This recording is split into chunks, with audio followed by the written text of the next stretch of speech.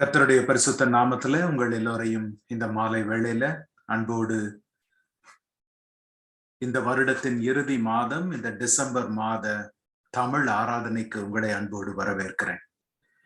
கர்த்தருடைய மேலான கிருபையினாலே கடந்த 11 மாதங்கள் இந்த ஆராதனை நாம் தொடர்ந்து செய்யவும், கர்த்தருடைய சமூகத்துல நம்முடைய தாய்மொழியில அவரை வாஞ்சியோடு ஆராதிக்கவும் கர்த்தர் கிருபை பாராட்டி இருக்கிறார். நாம் எவ்வளவோ பயண காரியங்களுக்கு இடையில இருந்தாலும், எவ்வளவோ கோவிட் போன்ற காரியங்களினால தடைகள் வந்தாலும், தொழில்நுட்பத்தை கொண்டு கர்த்தர் தொடர்ந்து நம்மை இதை நடத்த பணித்தது மாத்திரமல்லாமல் அதற்கு கிருபை பாராட்டி நம்மை ஆசீர்வதித்து வந்திருக்கிறார்.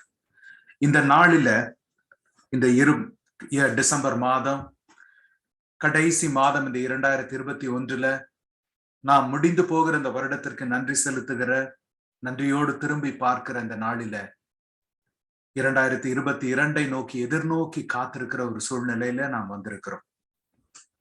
நாம் பிழைத்து கிடப்பது அவருடைய சித்த கிருபை, நாம் நிர்மூலமாகாதிருப்பது அவருடைய சித்த கிருபை என்று நாம் வாசிக்கிறோம். அது எவ்வளவு உண்மை என்பதை இந்த கடந்த 2 வருடங்களில் மிக மிக மிக அதிகமாக உணரக்கூடிய சூழ்நிலைகளில கர்த்தர் நம்மை நடத்தி இருக்கிறார். அவை எல்லாவற்றின் மத்தியிலும் கர்த்தர் நம்மை பாதுகாத்திருக்கிறார். நன்றியறிதலுள்ள இருதயத்தோடு அவருடைய சமூகத்திற்கு இந்த நாளில நாம் வருவோம். நேற்றைய உபவாச ஜெபத்துல நாம் தியானித்தது போல 2 நாளாகமும் 32வது அதிகாரம் அந்த 19-20 வசனங்களை குறித்து நாம் தியானித்தோம். அந்த வசனங்களிலே சொல்லி இருக்கிறது, மனுஷர் கைவேலையினாலே செய்யப்பட்டதும் பூச்சக்கரத்து ஜனங்களால் தொழுது கொள்ளப்பட்டதுமாய் இருக்கிற தேவனை குறித்து பேசுகிற பிரகாரமாக எருசலேமின் தேவனையும் குறித்து பேசினார்கள். இது நிமித்தம் ராஜாவாகிய எசேக்கியாவும் ஆமோத்சின் குமாரனாகிய ஏசாயா தீர்க்கதரிசியும் பிரார்த்தித்து வானத்தை நோக்கி அபயமிட்டார்கள். இதை குறித்து நேற்று உபவாச ஜெபத்திலும் நாம் சிந்தித்தோம். இந்த வசனத்தின் அடிப்பொருள், சனகரிப் வந்து அந்த எருசலேம் பட்டணத்தை முற்றுகையிட்டு அந்த பட்டணத்தை அழிக்க முற்பட்ட பொழுது, தேவனுடைய ஆலயத்தை அழிக்க முற்பட்ட பொழுது, தேவனுடைய ஜனங்களை அழிக்க முற்பட்ட பொழுது, எசேக்கியா ராஜாவும் ஏசாயா தீர்க்கதரிசியும் உள்ளிருக்கிறார்கள். அவர்களுடைய வைராகியமும் வாஞ்சையும், அவர்களுடைய நம்பிக்கையும் பயமும் எதை குறித்து இருந்தது என்பதை இந்த 2 வசனங்கள் நமக்கு தெளிவாய் காட்டுகிறது. அவர்களுடைய பயம் வந்திருக்கிற ராஜாவை குறித்து அல்ல.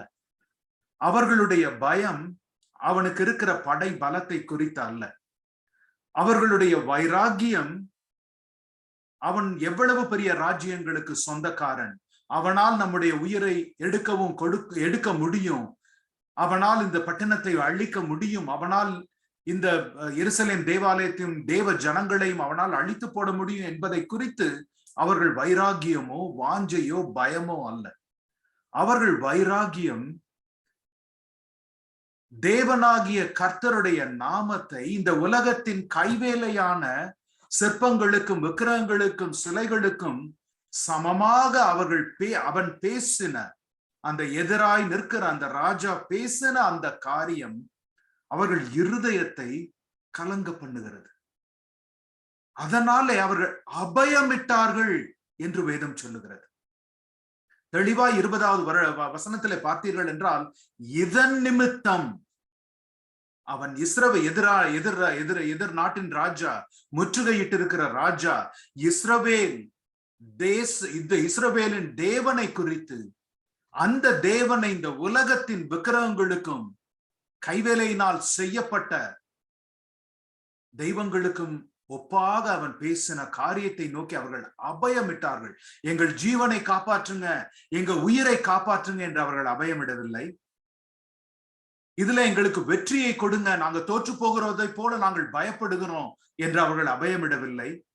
எங்களுடைய படை பலம் மிகவும் குறைவு, எதிராளியுடைய படைபலம் மிக அதிகம், நாங்க என்ன செய்வதென்று தெரியவில்லை, எங்களுக்கு ஆலோசனை கொடுங்கள் என்று எசேக்கியா ராஜாவும் ஏசாயாவும் அபயமிடவில்லை. அவர்கள் அபயமிட்டது, அவர்கள் வைராக்கியம் கொண்டது, அவர்கள் வாஞ்சித்திருந்த தேவனாகிய கர்த்தருடைய நாமம் நிந்திக்கப்படுகிறது, அவருடைய நாமம் அவசங்கைப்படுகிறது என்பதை குறித்து அவர்கள் அபயமிட்டார்கள்.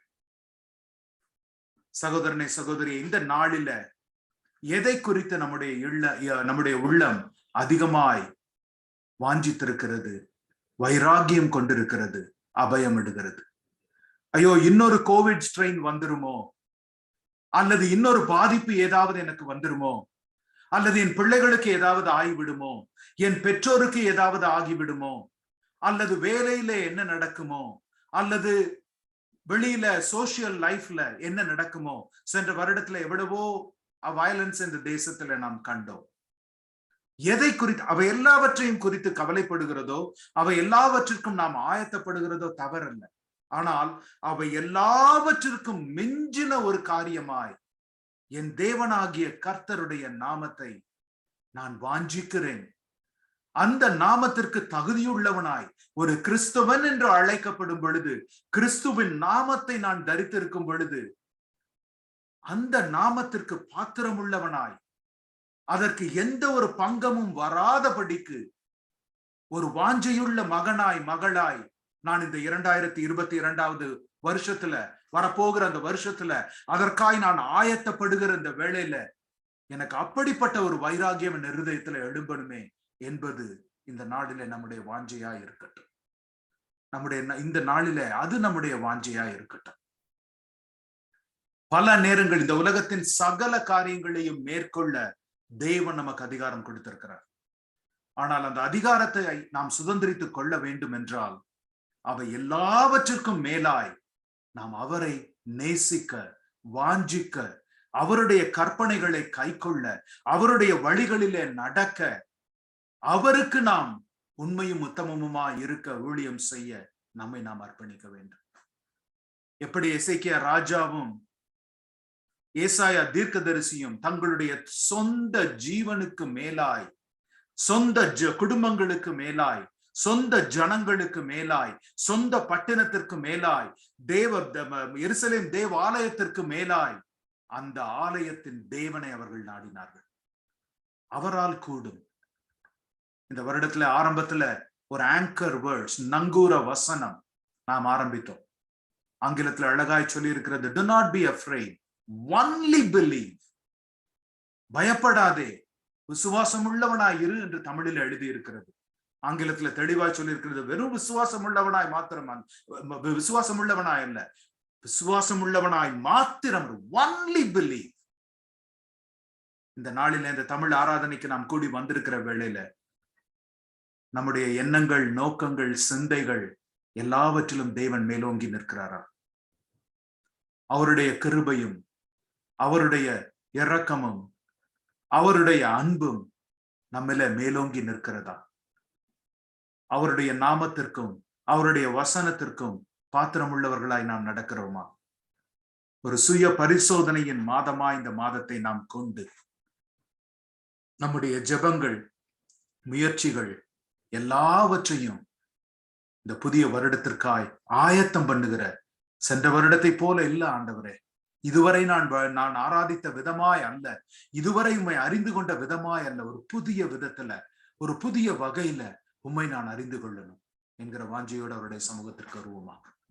கிருபையுள்ள நல்ல ஆண்டவரே, இந்த நாளில 2 நாளாகமம் 32, 19, 20 நாங்க வாசித்தது போல உம்மை குறித்தான வாஞ்சையும் வைராக்கியமும் எங்களை மேலிட எங்களை ஒப்புக் கொடுக்கிறோம் ஆண்டவரே. அப்பா, அவர்கள் தேவனுடைய நாமத்தை எளிதாய் எடுத்துக்கொள்ளவில்லை. நாங்களும் ஆண்டவரே உம்முடைய நாமத்தினால் கூடி வருகிற இந்த பொழுதுகளை, இந்த சமயங்களை, இந்த சந்தர்ப்பங்களை, இந்த வாய்ப்புகளை நாங்கள் ஒரு நாளும் எளிதாய் எண்ணிவிடாத படிக்கு, அற்பமாய் எண்ணிவிடாத படிக்கு எங்களை தாழ்த்தி உம்முடைய கரத்துல ஒப்புக் கொடுக்கிறோம் ஆண்டவரே. கர்த்தர் எங்களை ஆயத்தப்படுத்துவீராக. இந்த ஆராதனையிலும் சரி, இந்த மாதம் முழுவதும் சரி, நாங்கள் 2021 தியானிக்கிற வேளையில 2022 கர்த்தர் செய்ய போகிற அற்புதங்களையும் அதிசயங்களையும் நாங்கள் எதிர்நோக்கி காத்திருக்கிற ஒரு ஜனங்களாய், மனுஷர் கண்களின் தயவை விட தேவ கண்களின் தயவையும் தேவ சிநேகத்தையும் தேவ அன்பையும் நாங்கள் ஒருபடி மேலாய் வாஞ்சித்திருந்து இந்த உலகத்தின் ஐஸ்வர்யங்களையும் சுதந்திரங்களையும் நாங்கள் பெற்றுக்கொள்ள கர்த்தர் நீங்க எங்களுக்கு கிருபையை கொடுங்க. உம்மை முதலாய் வைக்கிற இருதயத்தை எங்களுக்கு தாங்க. வந்திருக்கிற குடும்பங்களுக்காய் ஸ்தோத்திரம். இன்னும் வருகிற குடும்பங்களுக்காய் விரைவில் சேர்ந்து நாங்கள் உம்மை ஒன்று சேர்ந்து ஆராதிக்க கிருபை கொடுங்க. ஆராதனை நடத்துகிற மகனை உடைய கரத்துல ஒப்புக் கொடுக்கிறேன். சகோதரர் ஜோல் உடைய கரத்துல ஒப்புக் கொடுக்கிறேன். கர்த்தர் நீர் ஆவியில ஒரு அபிஷேகத்துல ஒரு அனலில எங்களை நீர் வழி நடத்துவீராக. ஜபத்தின் வேளையிலும் குறிப்பாய் உடைய வசனத்தின் வேளையில நீர் எங்களை தொடுவீராக. நீர் எங்களோடு பேசுவீராக. பரிசுத்த ஆவியின் வல்லமையினால குமாரன் இயேசுவின் நாமத்தினால பிதாவின் பாதங்களில இந்த ஜபங்களை ஏறெடுக்கிறோம். ஜீவனுள்ள நல்ல பிதாவே, ஆமேன், ஆமேன், ஆமேன். வரவேணும் தூய ஆவியே எங்கள் மத்தியிலே, வரவேணும் தேவ ஆவியே எங்கள் உள்ளத்திலே, ஆட்கொள்ளும் ஐயா அபிஷேகியும் அனல் மூட்டும் ஐயா அனல் மூட்டும். ஓ ஆட்கொள்ளும் ஐயா அபிஷேகியும் அனல் மூட்டும் ஐயா அனல் மூட்டும். ஓ வரவேணும் தேவ ஆவியே எங்கள் மத்தியிலே, வரவேணும் தேவ ஆவியே எங்கள் மத்தியிலே, ஆட்கொள்ளும் ஐயா அபிஷேகியும் அனல் மூட்டும் ஐயா அனல் மூட்டும். ஓ ஆட்கொள்ளும் ஐயா அபிஷேகியும் அனல் மூட்டும் ஐயா அனல் மூட்டும். என் மத்தியிலே கடந்து வருகிற தேவாவியானவரே, எங்க 2-3 பேர் உங்க நாமத்தினாலே ஒருமனப்பட்டிருக்கிறார்களோ அவள் நடுவில் நான் இருக்கிறேன் என்று சொன்னவரே, எங்க நடுவில் நீர் இறங்கி வந்திருப்பதற்காக மாக்கு நன்றி அப்பா. எல்லா துதியும் எல்லா கனமும் எல்லா ஸ்தோத்திரமும் ஒருவருக்கே உரித்தாகட்டும் ஆண்டவரே, உமக்கு ஒருவருக்கே உரித்தாகட்டும். Lord, we worship you, Lord. We have only one aim and one reason to gather together, is to worship your name, is to lift up your name. உடைய நாமத்தை உயர்த்துவது அது மாத்திரமே எங்களுடைய நோக்கமா இருக்கிறதப்பா. We lift your name on high. Jesus, we praise you.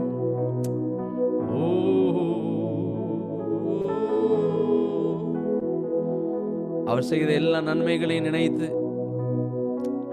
நான் உன்னை விட்டு விலகுவதும் இல்லை உன்னை கைவிடுவதும் இல்லை என்று சொன்னவர் இந்த 12 மாதங்கள் நம்மோடு கூட இருந்தார். எல்லா சூழ்நிலைகளும் நம்மோடு இருந்தார். நம்ம நல்ல சூழ்நிலைகள்ல இருக்கும் போதும் நம்மோடு இருந்தார். பள்ளத்தாக்கின் சூழ்நிலையிலையும் நம்மோடு இருந்தார். மலையின் சூழ்நிலையில் நம்மோடு இருந்தார். பள்ளத்தாக்கின் சூழ்நிலைகளில் நம்மோடு இருந்தார். அவர் நல்லவராகவே நம்மோடு இருந்தார். he has been faithful. அவருடைய உண்மையை நினைத்து ஆண்டவரே நீர் எங்களோடு கூட இருப்பதற்காக நன்றி அப்பா, அவருடைய பிரசன்னத்துக்காக நன்றி டாடி என்று சொல்லி இந்த பாடலை நாம் பாடுவோம். இயேசு நீங்க இருக்கையில நாங்க ஒருபோதும் சோர்ந்து போகிறது இல்லப்பா.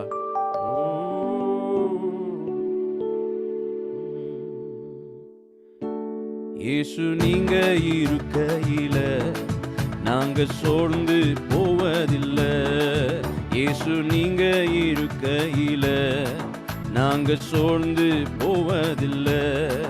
நீங்க எல்லாமே பார்த்து கொள்வீங்க, நீங்க எல்லாமே பார்த்து கொள்வீங்க, நீங்க எல்லாமே பார்த்து கொள்வீங்க, நீங்க எல்லாமே பார்த்து கொள்வீங்க.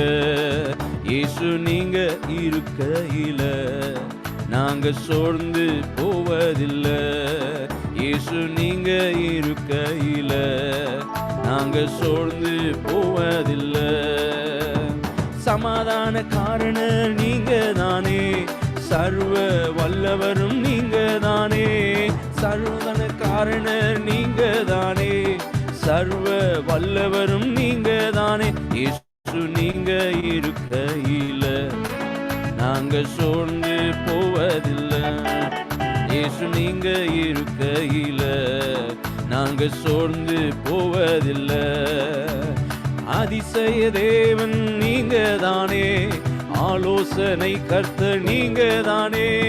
அதிசய தேவன் நீங்க தானே, ஆலோசனை கர்த்தர் நீங்க தானே. இயேசு நீங்க இருக்கையில நாங்க சோர்ந்து போவதில்லை. இயேசு இருக்கையில நாங்க சோர்ந்து போவதில்லை. தாயும் தகப்பனும் நீங்க தானே, தாங்கும் சுமை தாங்கி நீங்க தானே. தாயும் தகப்பனும் நீங்க தானே, தாங்கும் சுமை தாங்கி நீங்க தானே. இயேசு நீங்க இருக்கையில நாங்க சோர்ந்து போவதில்லை. இயேசு நீங்க இருக்கையில நாங்க சோர்ந்து போவதில்லை. எனக்கு அழகெல்லாம் நீங்க தானே, எனது ஆசையெல்லாம் நீங்க தானே. எனக்கு அழகெல்லாம் நீங்க தானே, எனது ஆசையெல்லாம் நீங்க தானே. இயேசு நீங்க இருக்கையில நாங்க சோர்ந்து போவதில்லை. இயேசு நீங்க இருக்கையில நாங்க சோர்ந்து போவதில்லை. ஓ இருள் நீக்கும் வெளிச்சம் நீங்க தானே, ரட்சிப்பின் தேவன் நீங்க தானே. இருள் நீக்கும் வெளிச்சம் நீங்க தானே, ரட்சிப்பின் தேவன் நீங்க தானே. இயேசு நீங்க இருக்கையில போவதில்லை. இயேசு நீங்க இருக்கையில நாங்க சோர்ந்து போவதில்லை. கூடுமே எல்லாம் கூடுமே, உம்மாலே எல்லாம் கூடும். கூடாதது ஒன்றுமில்ல, உம்மால் கூடாதது ஒன்றும் இல்ல. கூடுமே எல்லாம் கூடுமே, உம்மாலே எல்லாம் கூடும். கூடாதது ஒன்றுமில்ல, உம்மால் கூடாதது ஒன்றும் இல்ல. கடல் மீது நடந்தீரையா, கடும் புயல் அடக்கினீரே. கடல் மீது நடந்தீரையா, கடும் புயல் அடக்கினீரே. சாத்தானை ஒடுக்கினீரே, சர்வ வல்லவரே. சாத்தானை ஒடுக்கினீரே, சர்வ வல்லவரே. கூடுமே எல்லாம் கூடுமே, உம்மாலே எல்லாம் கூடும். கூடாதது ஒன்றுமில்ல, உம்மால் கூடாதது ஒன்றும் இல்ல. கூடுமே எல்லாம் கூடுமே, உம்மாலே எல்லாம் கூடும். கூடாதது ஒன்றுமில்ல, உம்மால் கூடாதது ஒன்றும் இல்ல. மரித்து உயிர்த்தீரையா, மரணத்தை ஜெயித்தீரையா. மரித்து உயிர்த்தீரையா, மரணத்தை ஜெயித்தீரையா. மறுபடி வருவீரையா, ஒரு மாற்றம் தருவீரையா. மறுபடி வருவீரையா, ஒரு மாற்றம் தருவீரையா. கூடுமே கூடுமே, உம்மாலே எல்லாம் கூடும். கூடாதது ஒன்றுமில்லை, கூடாதது ஒன்றும் இல்ல. கூடுமே எல்லாம் கூடுமே, உம்மாலே எல்லாம் கூடும். கூடாதது ஒன்றுமில்ல, உம்மால் கூடாதது ஒன்றும் இல்ல. மரித்து உயிர்த்தீரையா, மரணத்தை ஜெயித்தீரையா. மரித்து உயிர்த்தீரையா, மரணத்தை ஜெயித்தீரையா. மறுபடி வருவீரையா, உருமாற்றம் தருவீரையா. மறுபடி வருவீரையா, உருமாற்றம் தருவீரையா. கூடுமே எல்லாம் கூடுமே, உம்மாலே எல்லாம் கூடும். கூடாதது ஒன்றுமில்ல, உம்மால் கூடாதது ஒன்றுமில்ல. கூடுமே எல்லாம் கூடுமே, உம்மாலே எல்லாம் கூடும். கூடாதது ஒன்றுமில்ல, உம்மால் கூடாதது ஒன்றுமில்ல. இது ஒன்றுமில்லையே, கூடாதது ஒன்றுமில்லையே. கூடாதது ஒன்றுமில்லையே, கூடாதது ஒன்றுமில்லையே. என் தேவனால் கூடாதது, கூடாதது ஒன்றுமில்லையே. என் தேவனால் கூடாதது, கூடாதது ஒன்றுமில்லையே. மனுஷரால் கூடாதது தேவனால் கூடுமே, மனுஷரால் கூடாதது தேவனால் கூடுமே. மனுஷரால் கூடாதது தேவனால் கூடுமே, மனுஷரால் கூடாதது தேவனால் கூடுமே.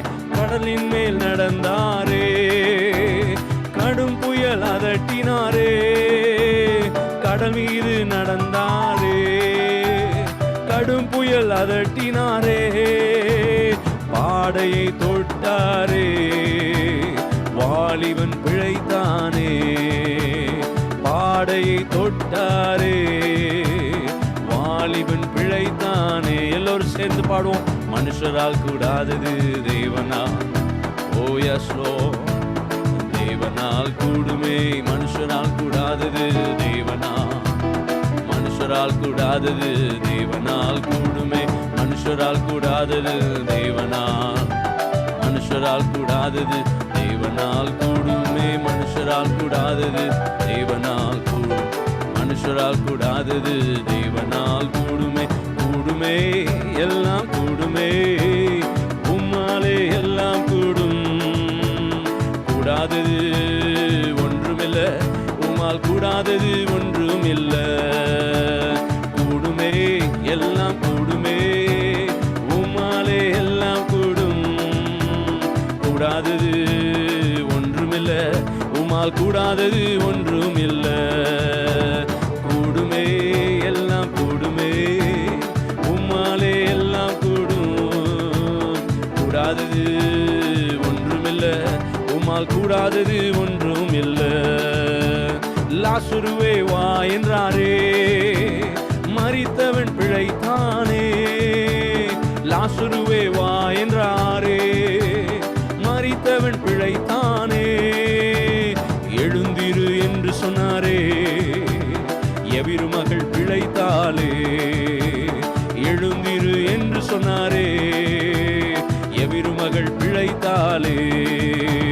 மனுஷரால் கூடாதது தேவனால், ஓ மனுஷரால் கூடாதது தேவனால் கூடுமே. மனுஷரால் கூடாதது தேவனால் கூடுமே, மனுஷரால் கூடாதது தேவனால் கூடுமே. நீ விசுவாசித்தாலே தேவ மகிமை காண்பாயே. நீ விசுவாசித்தாலே தேவ மகிமை காண்பாயே. பலப்படுத்தும் கிறிஸ்துவாலே பெரிய காரியம் செய்வாயே. பலப்படுத்தும் கிறிஸ்துவாலே பெரிய காரியம் செய்வாயே. பலப்படுத்தும் கிறிஸ்துவாலே பெரிய காரியம் செய்வாயே. பலப்படுத்தும் கிறிஸ்துவாலே பெரிய காரியம் செய்வாயே. மனுஷரால் கூடாதது தேவனால் கூடுமே. மனுஷரால் கூடாதது தேவனால் கூடுமே. மனுஷரால் கூடாதது தேவனால், ஓ எஸ் ஃபாதர். ஓ தேவனால் கூடுமே மனுஷரால் கூடாதது, தேவனால் கூடுமே மனுஷரால் கூடாதது, தேவனால் கூடுமே மனுஷரால் கூடாதது, தேவனால் கூடுமே மனுஷரால் கூடாதது, தேவனால் கூடுமே. மனுஷரால் கூடாதுதான், ஆனா தேவனால் எல்லாம் கூடும். நம்ம பாடினது போல நீ விசுவாசித்தான் தேவனுடைய மகிமையை காண்பாய். வேதத்துல வாசிக்கிறோம், நீ விசுவாசித்தான் தேவ மகிமையை காண்பாய். இந்த டிசம்பர் மாதத்துல தேவ மகிமையை காண்பாய். நீ விசுவாசித்தான். பயப்படாதே, விசுவாசம் உள்ளவனாயிரு. என் ஆண்டவர் நம்மோடு இந்த வருஷத்தின் துவக்கத்துல பேசினார். தேவ மகிமையை காண்கிற நாட்கள் இது. இந்த உலகத்தை இருள் சூழ்ந்து கொண்டிருந்தாலும் நம்முடைய வாழ்க்கையில, தேவ பிள்ளைகளுடைய வாழ்க்கையில, அவரை நம்பி இருக்கிற பிள்ளைகளுடைய வாழ்க்கையில தேவ மகிமை வெளிப்படுகிற நாட்கள் இது. தேவ மகிமை வெளிப்படுகிற நாட்கள் இது. Oh Jesus, oh Jesus, we worship you, God.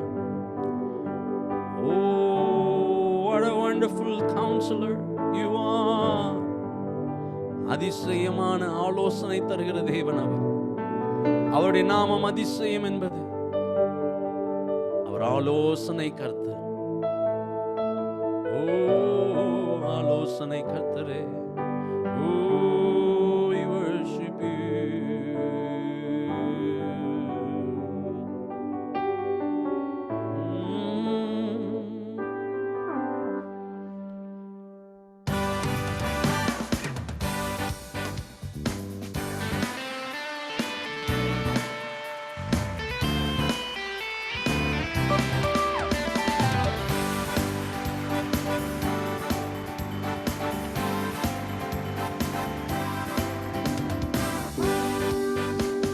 சிங்கக்கேபியில் நான் விழுந்தே, அவர் என்னோடு அமர்ந்திருந்தார்.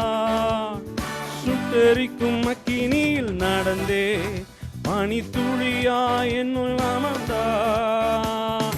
சிங்கக்கேபியோ சூளை நெருப்போ, அவர் என்னை காத்திடுவார். சிங்கக்கேபியோ சூளை நெருப்போ, அவர் என்னை காத்திடுவார். அவரே என்னை காண்பவர், அவரே என்னை காப்பவர், அவரே என்னை காண்பவர், அவரே என்னை காப்பவர்.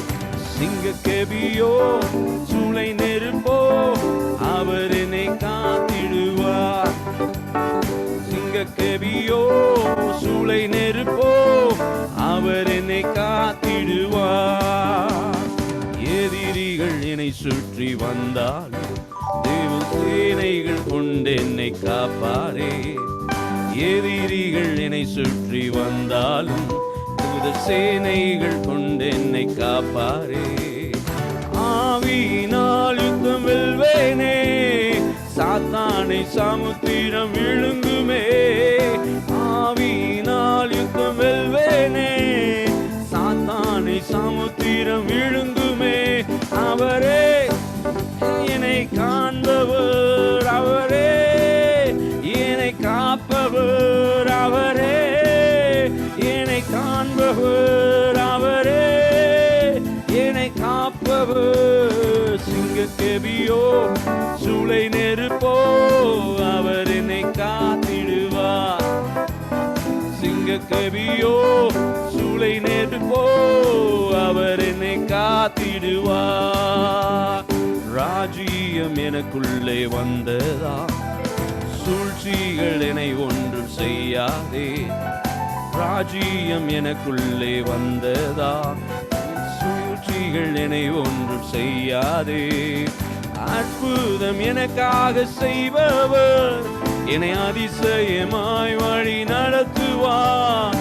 அற்புதம் எனக்காக செய்பவர், என்னை அதிசயமாய் வழி நடத்துவார்.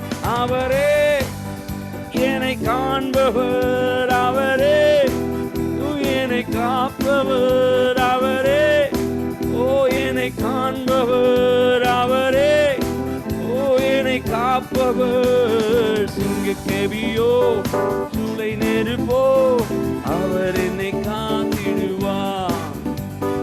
சிங்கக்கேபியோ சூளை நெருப்போ அவர் என்னை காத்திடுவார். ஓ சிங்கக்கேபியோ சூளை நெருப்போ அவர் என்னை காத்திடுவார். சிங்கக்கேபியோ சூளை நெருப்போ அவர் என்னை காத்திடுவார். சிங்கக்கேபியோ சூளை நெருப்போ அவர் என்னை காத்திடுவார். சிங்கக்கேபியோ சூளை நெருப்போ அவர் என்னை காத்திடுவார். நம்மளை காத்து வழி நடத்தின தேவன் அவர். அக்கினி சூளை போன்ற சூழ்நிலைகள் வந்தது உண்மைதான். ஆனா அவர் நம்மோடு கூட அந்த சூளையில நம்மோடு நடந்து வந்தார். தண்ணீர்களின் நடுவில் நடந்தது உண்மைதான். தண்ணீர்கள் பெருந்திரளாய் கடந்து வந்தது உண்மைதான். ஆனா அவைகள் ஒன்றும் நம்மேல் புரளாதபடி காத்து கொண்டாரு. எவ்வளவு ஒரு நல்ல தேவன் அவர். எவ்வளவு அதிசயமாய் நம்மை வழி நடத்தினார். செங்கடல் வழியிலே நடுவில் நமக்கு ஒரு பாதையை ஏற்படுத்தினாரு. அவரை நினைத்து நம்ம நன்றி செலுத்தலாம். அதற்கு மாலை வேளையில எல்லோரும் வாய்களை திறந்து ஆண்டவரை நம்ம ஸ்துதிக்கலாம். எல்லோரும் வாய்களை திறந்து வாய்களை திறந்து வாய்களை திறந்து வாய்களை திறந்து கர்த்தாவே உமக்கு ஸ்தோத்திரம். அதிசயமா எங்களை வழி நடத்தினீரே, உமக்கு நன்றி அப்பா. ஒருவராய் பெரிய அதிசயங்களை செய்தீரே. ஓ பெரிய அதிசயங்களை செய்கிறவரே உமக்கு நன்றி என்று சொல்லுங்க. ஓ ஹல்லேலூயா. பாதை இல்லை என்று சொல்லி தவித்த நேரங்கள்ல, பாதை இல்லை என்று சொல்லி கலங்கி நின்ற நேரங்கள்ல கர்த்தர் பாதைகளை ஏற்படுத்தினாரே, வழிகளை ஏற்படுத்தினாரே. வழி அறியாமல் நின்ற ஆட்டை போல நாம் அலைந்து திரிந்த போது கர்த்தர் நம்மை தூக்கி எடுத்தாரே, நம்மை தூக்கி எடுத்தாரே, நம்மை தூக்கி எடுத்தாரே. ஓ Jesus, we praise you. Oh, we praise you. Oh, arunduya viye பிரசன்னத்தை வாஞ்சிக்கிறோ. வல்லமையால் என்னை நிறைத்து நீராளுகை செய்யும். வாருந்துய ஆவியே பிரசன்னத்தை வாஞ்சிக்கிறோ. வல்லமையால் என்னை நிறைத்து நீராளுகை செய்யும். ஓ ஜீவ தண்ணி நீரே, தாகம் தீர்க்கும் ஊற்றே, ஆலோசனை கர்த்தரே,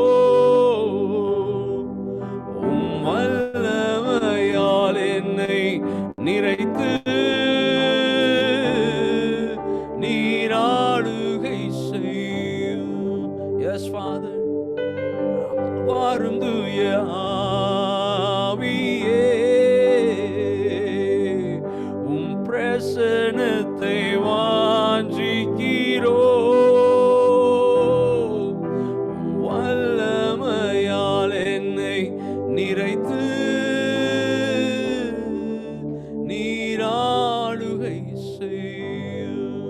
எங்கள் ஆவி ஆத்மா சரீரத்தை ஆளுகை செய்யுங்கப்பா. எங்க குடும்பத்தை ஆளுகை செய்யுங்க டாடி. எங்கள் சிந்தனை மண்டலத்தை ஆளுகை செய்யுங்கப்பா. எங்களை நாங்கள் உம்முடைய பாதத்தில் அர்ப்பணிக்கிறோம். உம்முடைய பாதத்தில் அர்ப்பணிக்கிறோம். கரை திரை முதலான எல்லாவற்றையும் கழுவுகிறவரே, சுட்டரிக்கிறவரே, உம்முடைய நல்ல ஆவி ஐயா, உம்முடைய சத்திய ஆவி, சகல சத்தியத்திற்குள்ளும் நடத்துகிற உம்முடைய ஆவியானவர் எங்களை சத்தியத்திற்குள்ளே நடத்துங்கப்பா. எங்கள் ஆவி ஆத்மா சரீரத்தை உம்முடைய பாதத்தில் ஒரு விசை அர்ப்பணிக்கிறோம். ஓ, அர்ப்பணிக்கிறோம் டாடி, அர்ப்பணிக்கிறோம். கர்த்தர் பொறுப்பெடுப்பீராக, ஆளுகை செய்வீராக. ஆளுகை செய்யுங்கப்பா. Alexa, you can take over. ஹல்லேலூயா. ஸ்தோத்தரிக்கிறோம், ஸ்தோத்தரிக்கிறோம், ஸ்தோத்தரிக்கிறோம் அப்பா. தகப்பனே, உமக்கு நாங்க நன்றி செலுத்தி நன்றியோடு நாங்கள் உம்மை துதிக்கிறோம் அப்பா. கர்த்தரை துதிப்பதும் உன்னதமானவர் அப்பா. கீர்த்தனை பண்ணுகிறது நல்லது, துதித்தலே இன்பமும் ஏற்றதுமானது என்று சொல்லி எழுதியிருக்கிறது அப்பா. ஆண்டவரே, நாங்கள் உம்மை துதிக்கிறோம், உம்மை ஸ்தோத்தரிக்கிறோம், உம்மை ஸ்தோத்தரிக்கிறோம் அப்பா. ஆண்டவரே, உம்முடைய நீதி நியாயங்களை நிமித்தம் ஒரு நாளில் நான் உம்மை 7 தரம் துதிப்பேன்னு தாவீது சொல்லுகிறார் அப்பா. ஆண்டவரே, அப்படிப்பட்ட கிருபை எங்களுக்கு கொடுங்க ஆண்டவரே. அப்பா, எங்களுடைய வாய் உம்முடைய துதியினாலும் நாள்தோறும் உம்முடைய மகத்துவத்தினாலும் நிரம்பி இருக்க வேண்டும் ராஜா. ஆண்டவரே, நாங்கள் உம்மை துதிக்கிறோம் அப்பா. நீர் காலையும் மாலையும் கலிகூற பண்ணுகிற தேவனா இருக்கிறீங்க அப்பா. ஆண்டவரே, நாங்கள் உம்மை துதிக்கிறோம் அப்பா. காலையிலே உம்முடைய கிருபைகளை புகழுகிறதும் இரவில் உம்முடைய சத்தியத்தை அறிவிப்பதும் நலமாய் இருக்கும் என்று சொல்லி அப்பா தாவீது சொல்கிறார் அப்பா. ஆண்டவரே, உமக்கு நன்றி.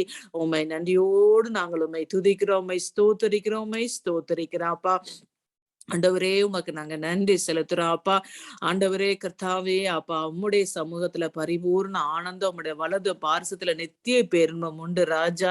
ஆண்டவரே, உம்முடைய மகிமையின் பிரசன்னத்தினால கர்த்தர் எங்களை நிரப்புவீராக. நிறைவானவர் வரும்பொழுது எல்லா குறைவுகளும் எங்களை விட்டு விலகி போகுமே அப்பா. ஆண்டவரே, உமக்கு நன்றி செலுத்தி நன்றியோடு நாங்கள் உம்மை துதிக்கிறோம் அப்பா. நம் தேவனாகிய கர்த்தரை உயர்த்தி அவருடைய பாதப்படியில பணியுங்கள், அவரே பரிசுத்தம் உள்ளவர் என்று சொல்லி எழுதி இருக்கிறதே. ஆமாண்டவரே அப்பா, அந்த சாயங்கால வேலையில அப்பா உண்மை நாங்கள் உயர்த்தி உம்முடைய பாதப்படியில பணிந்து நாங்கள் உண்மை தொழுது கொள்கிறோம்ப்பா. நீரே பரிசுத்தத்துல மகத்துவம் உள்ளவர் அப்பா. துதிகளில பயப்படத்தக்கவரே ராஜா. நீர் அற்புதங்களை செய்கிற தேவன். ஹல்லேலூயா. ஆண்டவரே, நாங்கள் உம்மை துதிக்கிறோம், உம்மை ஸ்தோத்தரிக்கிறோம், உமக்கு நாங்க நன்றி செலுத்துகிறோம் அப்பா. ஆண்டவரே கர்த்தாவே, நீர் ஆண்டவரே அப்பா எங்களோடு கூட நீர் பேசும்படியாக நாங்க ஜெபிக்கிறோம் அப்பா. உம்முடைய வார்த்தைகள் ஆண்டவரே, உம்முடைய கற்பனைகள் எல்லாம் தூய்மை கண்களை தெளிவிக்கிறதுமா இருக்கிறதா அப்பா. ஆண்டவரே ஹல்லேலூயா. அநேகமாயிரம் பொன் வெள்ளிய பார்க்க நீர் விளம்பின வேதமே நல்லான்னு சொல்லி தாவீது சொல்லுகிறார் அப்பா. ஆண்டவரே ஹல்லேலூயா. அப்பா, உமக்கு ஸ்தோத்திரம், உமக்கு நன்றி. உம்முடைய வேதத்தை நேசிக்கிறவர்களுக்கு மிகுந்த சமாதானம் உண்டு, அவர்களுக்கு இடரல் இல்லை என்று சொல்லி எழுதி இருக்கிறதா அப்பா. ஆண்டவரே கர்த்தாவே, இந்த வேலையில ஆண்டவரே வேதத்தில் உள்ள அதிசயங்களை காணும்படி ஆண்டவரே எங்களுடைய கண்களை திறந்தரலுங்க அப்பா. ஆண்டவரே, நீ அப்பா உம்முடைய கற்பனைகளை கண்ணோக்கும் பொழுது நான் வெட்கப்படுவது இல்லை என்று சொல்லி அப்பா தாவீது சொல்லுகிறார் அப்பா. ஆண்டவரே, உமக்கு நன்றி செலுத்தி நன்றியோடு நாங்கள் உம்மை துதிக்கிறோம், ஸ்தோத்தரிக்கிறோம். பரிசுத்த ஆவியானவராப்பா, நீர் எங்களோடு கூட நீர் பேசுவீராக ராஜா. ஆண்டவரே ஹல்லேலூயா. அப்பா, நீர் ஆண்டவரை பேசின பொழுது அப்பா எம்மா ஒரு சீஷருடைய இருதயங்கள் கொழுந்து விட்டு எரிந்தது. அப்படியா ஆண்டவரே, எங்களுடைய இருதயங்கள் கொழுந்து விட்டு எரியும்படியாக நாங்க ஜெபிக்கிறோம் அப்பா. ஆண்டவரே, உமக்கு நன்றி ராஜா. உண்மை நன்றியோடு நாங்கள் உண்மை துதிக்கிறோம், உண்மை ஸ்தோத்திரிக்க. நாடுகள் என் சத்தத்தை கேட்கும்னு சொன்னீங்க அப்பா. அவைகள் என் பின்னே செல்லுகிறது, நான் அவைகளுக்கு நித்திய ஜீவனை கொடுப்பேன்னு சொல்லியிருக்கீங்களே. ஆண்டவரே, இந்த அப்பா சாயங்கால வெள்ள ஆண்டவருடைய சத்தத்தை நாங்க கேட்க ஆண்டவரே நீர் எங்களுக்கு கிருபை கொடுங்க. கேட்க காதுள்ளவன் கேட்க கடவன்னு சொல்லியிருக்கீங்க அப்பா. ஹல்லேலூயா. அப்பா, நாங்கள் உம்மை துதிக்கிறோம், ஸ்தோத்தரிக்கிறோம் அப்பா. உங்கள் கண்கள் காண்கிறவைகளும் உங்களுடைய செவிகள் கவனித்திருப்பவைகளுமா இருப்பதற்காக ஆண்டவரே பாக்கியம் உள்ளவைகள்னு சொல்லியிருக்கீங்களே. ஆண்டவரே, உமக்கு நன்றி ராஜா. நீர் மகிமைப்படுவீராக. சகல துதி கன மகிமை எல்லாவற்றையும் ஒருவருக்கே செலுத்துகிறோம். மீட்பரும் இரட்சகரும் ஆகிய இயேசு கிறிஸ்துவின் விலையேற பெற்ற நாமத்துல ஜெபிக்கிறோம் ஜீவனுள்ள நல்ல பிதாவே. ஆமென். ஆமென். ஆமென். கர்த்தருடைய பரிசுத்த நாமத்திற்கு மீண்டுமாய் மகிமை உண்டாவதாக. இந்த டிசம்பர் மாதம் 5ஆம் தேதி ஞாயிற்றுக்கிழமை மாலை நம்முடைய தமிழ் ஆராதனையில மீண்டுமா உங்களை சந்திப்பதில் அதிக மகிழ்ச்சி கொள்ளுகிறேன். கர்த்தருக்கு சித்தமானால் ஜனவரி மாதத்திலிருந்து நாம் இன் பர்சன் நாம் எல்லாரும் நேரிலே சந்தித்து இந்த ஆராதனையை நாம் நடத்த வாஞ்சித்திருக்கிறோம். எல்லாரும் அதை ஜெபத்திலே வைத்துக் கொள்ளுங்கள். ஜனவரி மாதத்திலிருந்து நாம் ஒன்று கூடி தேவனை இன் பர்சன் ஆராதிக்க கர்த்தர் கிருபை செய்வாராக. அதே போல கிறிஸ்துமஸ் அன்று, கிறிஸ்துமஸ் முந்தின நாள், கிறிஸ்துமஸ் ஈவ் ஒரு சிறிய ஆராதனை நாம் தமிழ் குடும்பங்களுக்காக ஏற்பாடு செய்திருக்கிறோம். அதுலயும் கடந்து கொள்ள பிரயாசப்படுங்கள். மிக குறிப்பாய் புது வருட ஆராதனை டிசம்பர் 31ஆம் தேதி இரவு 12 மணிக்கு நாம் புது வருட ஆராதனை 11 மணிக்கு 11 மணிக்கு நாம் துவங்கி நாங்கள் அந்த புது வருட ஆராதனை விசேஷமாய் ஜெபத்துல வைத்துக் கொள்ளுங்கள். நிறைய ஜனங்கள் அதுல கலந்து கொள்வதை அறிந்திருக்கிறீர்கள். கடந்த சில வருடங்களாய் சான் அண்டோனியோல இருந்து எல்லாம் வருகிறார்கள். சோ பலர் வருகிறார்கள். பலர் வாஞ்சையோடு அதற்காய் ஜெபித்துக் கொண்டிருக்கிறார்கள். கர்த்தர் கொடுக்கிற அந்த ஒரு நங்கூர வசனத்திற்காக, இந்த ஆங்கர் வேர்ட்ஸ், கர்த்தர் நம்மை வழி நடத்தணும். கடந்த 2 வருடங்களிலே கர்த்தர் நம்மோடு நமக்கு கொடுத்த காரியங்கள் எவ்வளவு ஒரு தீர்க்க தரிசனமான காரியங்களாய் இருந்தது என்பதை நாம் அறிந்திருக்கிறோம். இந்த புதிய வருட ஆராதனை நீங்க உங்களுடைய ஜெபத்துல நீங்க வைத்துக் கொள்ளுங்க. இந்த நாளில நாம் என்ன தியானிக்கலாம்? ஒரு சுருக்கமான ஒரு பிரசங்கம் இந்த நாளில நான் ஆயத்தப்பட்டிருக்கிறேன். நான் எதை குறித்து தியானிக்கலாம், எப்படி தியானிக்கலாம் என்று நான் சிந்தித்துக் கொண்டிருந்த பொழுது எங்களுடைய ஆலயத்துல புதன்கிழமை மாலையில ஜெபம் நடக்கிறது. நாங்கள் செல்லுகிற அந்த மாதிரி ஆலயத்துல ஜெபம் நடக்கிறது. அந்த ஜெபத்துல வழக்கமாய் நான் பிரசங்கிக்க வேண்டிய நாட்களில என்னுடைய போதகர் எனக்கு முன்பாகவே எனக்கு ஒரு டெக்ஸ்ட் பண்ணிடுவாங்க. பிரதர் நீங்க ஷேர் பண்ண முடியுமா என்று டெக்ஸ்ட் பண்ணிடுவாங்க. சம்ஹாவ் இந்த முறை அவங்க மறந்து விட்டார்கள். சோ புதன்கிழமை மாலை ஜெபம், புதன்கிழமை காலையில அவருடைய அசிஸ்டன்ட் எனக்கு ஒரு இந்த நாளுடைய அஜெண்டா என்று அனுப்பினார்கள். அதுல பார்த்தா இன்று நீங்கள் இந்த வசனத்தை குறித்து நீங்கள் நீங்க பிரசங்கம் பண்ணணும் என்று சொல்லி இருந்தது. நாம் பாடினோம், ஜீவ தண்ணீர் நீரே, தாகம் தீர்க்கும் ஊற்று, ஆலோசனை கர்த்தரே, நீர் ஆளுகை செய்யும் என்று. நான் ஜெபத்திற்குரிய ஒரு கூடுகை என்பதனால அவர் ஒரு குறிப்பிட்ட வசனத்தையும் எனக்கு சொல்லியிருந்தார். அதைத்தான் இன்று நான் உங்களோடு பகிர்ந்து கொள்ள போகிறேன். அதை பகிர்ந்து கொண்ட பொழுது என் இருதயத்துல தோன்றின எண்ணம் என்னவென்றால், இந்த ஜீவ தண்ணீருக்காய் நான் இவ்வளவு தாகமாய் நான் காத்திருப்பேனே என்றால், இவ்வளவு நாட்கள் இந்த வெளிப்பாடுகள் எனக்கு கிடைக்கலையா? நான் சரியாய் காத்திருக்கவில்லையோ? தேவனுடைய சமூகத்துல ஒவ்வொரு வசனத்தையும், அதுல இருக்கிற ஒவ்வொரு வசனத்தையும் பலனை நாம் பெற்றுக்கொள்ள சரியாய் காத்திருக்கவில்லையோ என்று எண்ணுகிற அளவிற்கு ஆவியானவர் இருதயத்துல காரியங்களை பேசினார். நான் இதுவரை மிக மிக நம்ம எல்லோருக்கும் பரிச்சயமான ஒரு விஷயம் இந்த வசனம். 1 நாளாகமம் 4வது அதிகாரம் 9-10 வசனம். நான் அதை வாசிக்கிறேன். ஆனால் அதற்கு முன்பாய் நாம் எல்லாரும் இந்த மாதத்துல ஜெபத்துல இருப்போம். எல்லாரும் நிச்சயமாய். ஏனென்றா நம்முடைய இருதயத்துல ஒரு ஆங்ஸைட்டி இருக்கு, ஒரு எதிர்பார்ப்பு இருக்கிறது, ஒரு எக்ஸைட்மெண்ட் இருக்கு.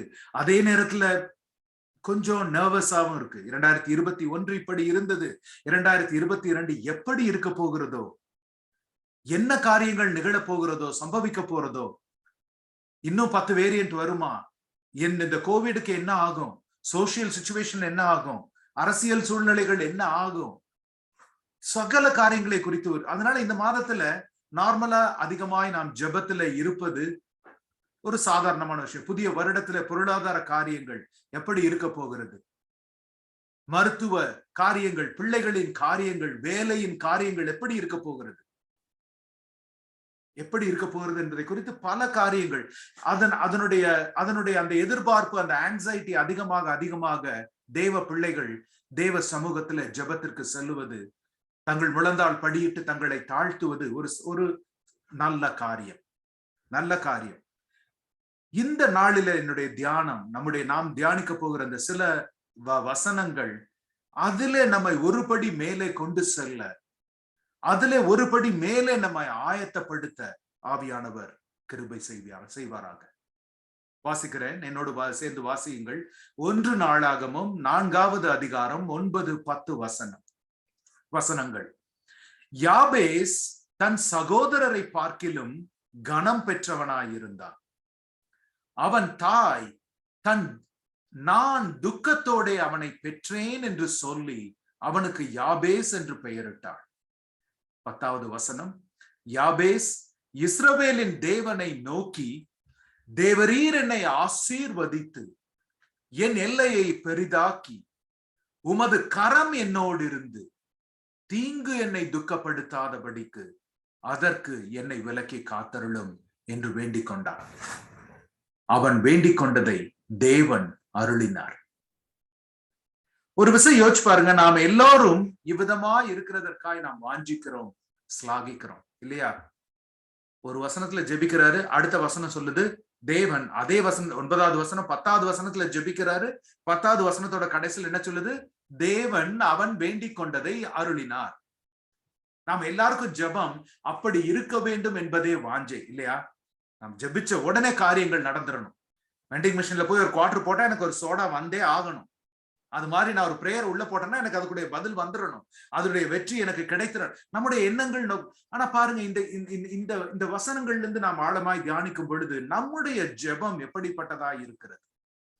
ஏன் யாபேசின் ஜெபம் கேட்கப்பட்டது? ஏன் யாபேசனுடைய ஜெபத்தினுடைய அந்த ஒரு எஃபெக்டிவ்னஸ், அந்த ஒரு வல்லமை என்ன? பல காரியங்களை நாம் பார்க்கலாம். முதலாவது, ஜெபிக்கிறவர்களுடைய வாழ்க்கை, அவர்களுடைய சிந்தைகள், அவர்களுடைய நோக்கங்கள். நாம் ஜெபிக்கும் போது பாவமற்றவர்களாய் இருக்கணும் என்பது நோக்கம் அல்ல. there is none perfect but thee. அது நமக்கு தெரிந்ததுதான். அவரை தவிர பரிசுத்தர் வேறே ஒருவரும் இல்லை என்று வேதம் நமக்கு சொல்லுகிறது. அதுக்காக நான் பாவமே இல்லாம இருந்தாதான், பரிசுத்த எண்ணங்களோடு இருந்தா அப்படி கிடையாது. நாம் எந்த நேரத்திலும் நாம் ஜெபிக்கலாம். ஆனால் we need to be conscious of our state of life. நம்முடைய வாழ்க்கையை குறித்தான நிதானித்து அறிந்திருக்கிற ஒரு ஞானம் நமக்கு இருக்க வேண்டும்.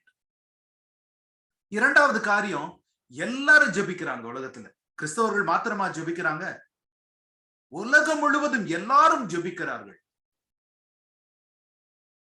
So many people pray to the humans, pray to the animals, pray to the nature.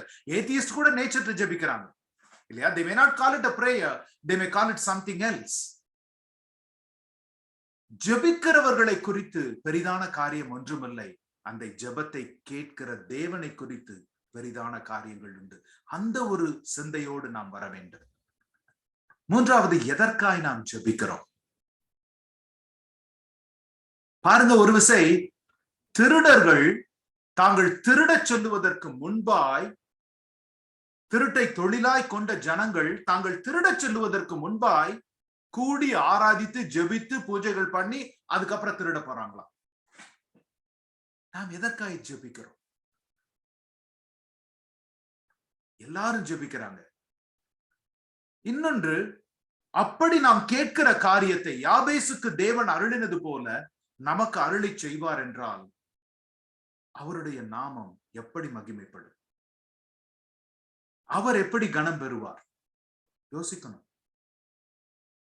அப்படி அந்த ஜெபத்திற்கு பதில் கிடைக்கும் என்றால் அந்த ஜெபம் நம்மை தேவனுடைய வழியில மேலும் முன் சென்று அவருக்கு அருகாமையில் கிட்டி சேர்க்குமா, அல்லது அவரை விட்டு பிரித்து நம்மை தொலைவிற்கு கூட கூட்டி செல்லுமா? சிந்திக்க வேண்டும்.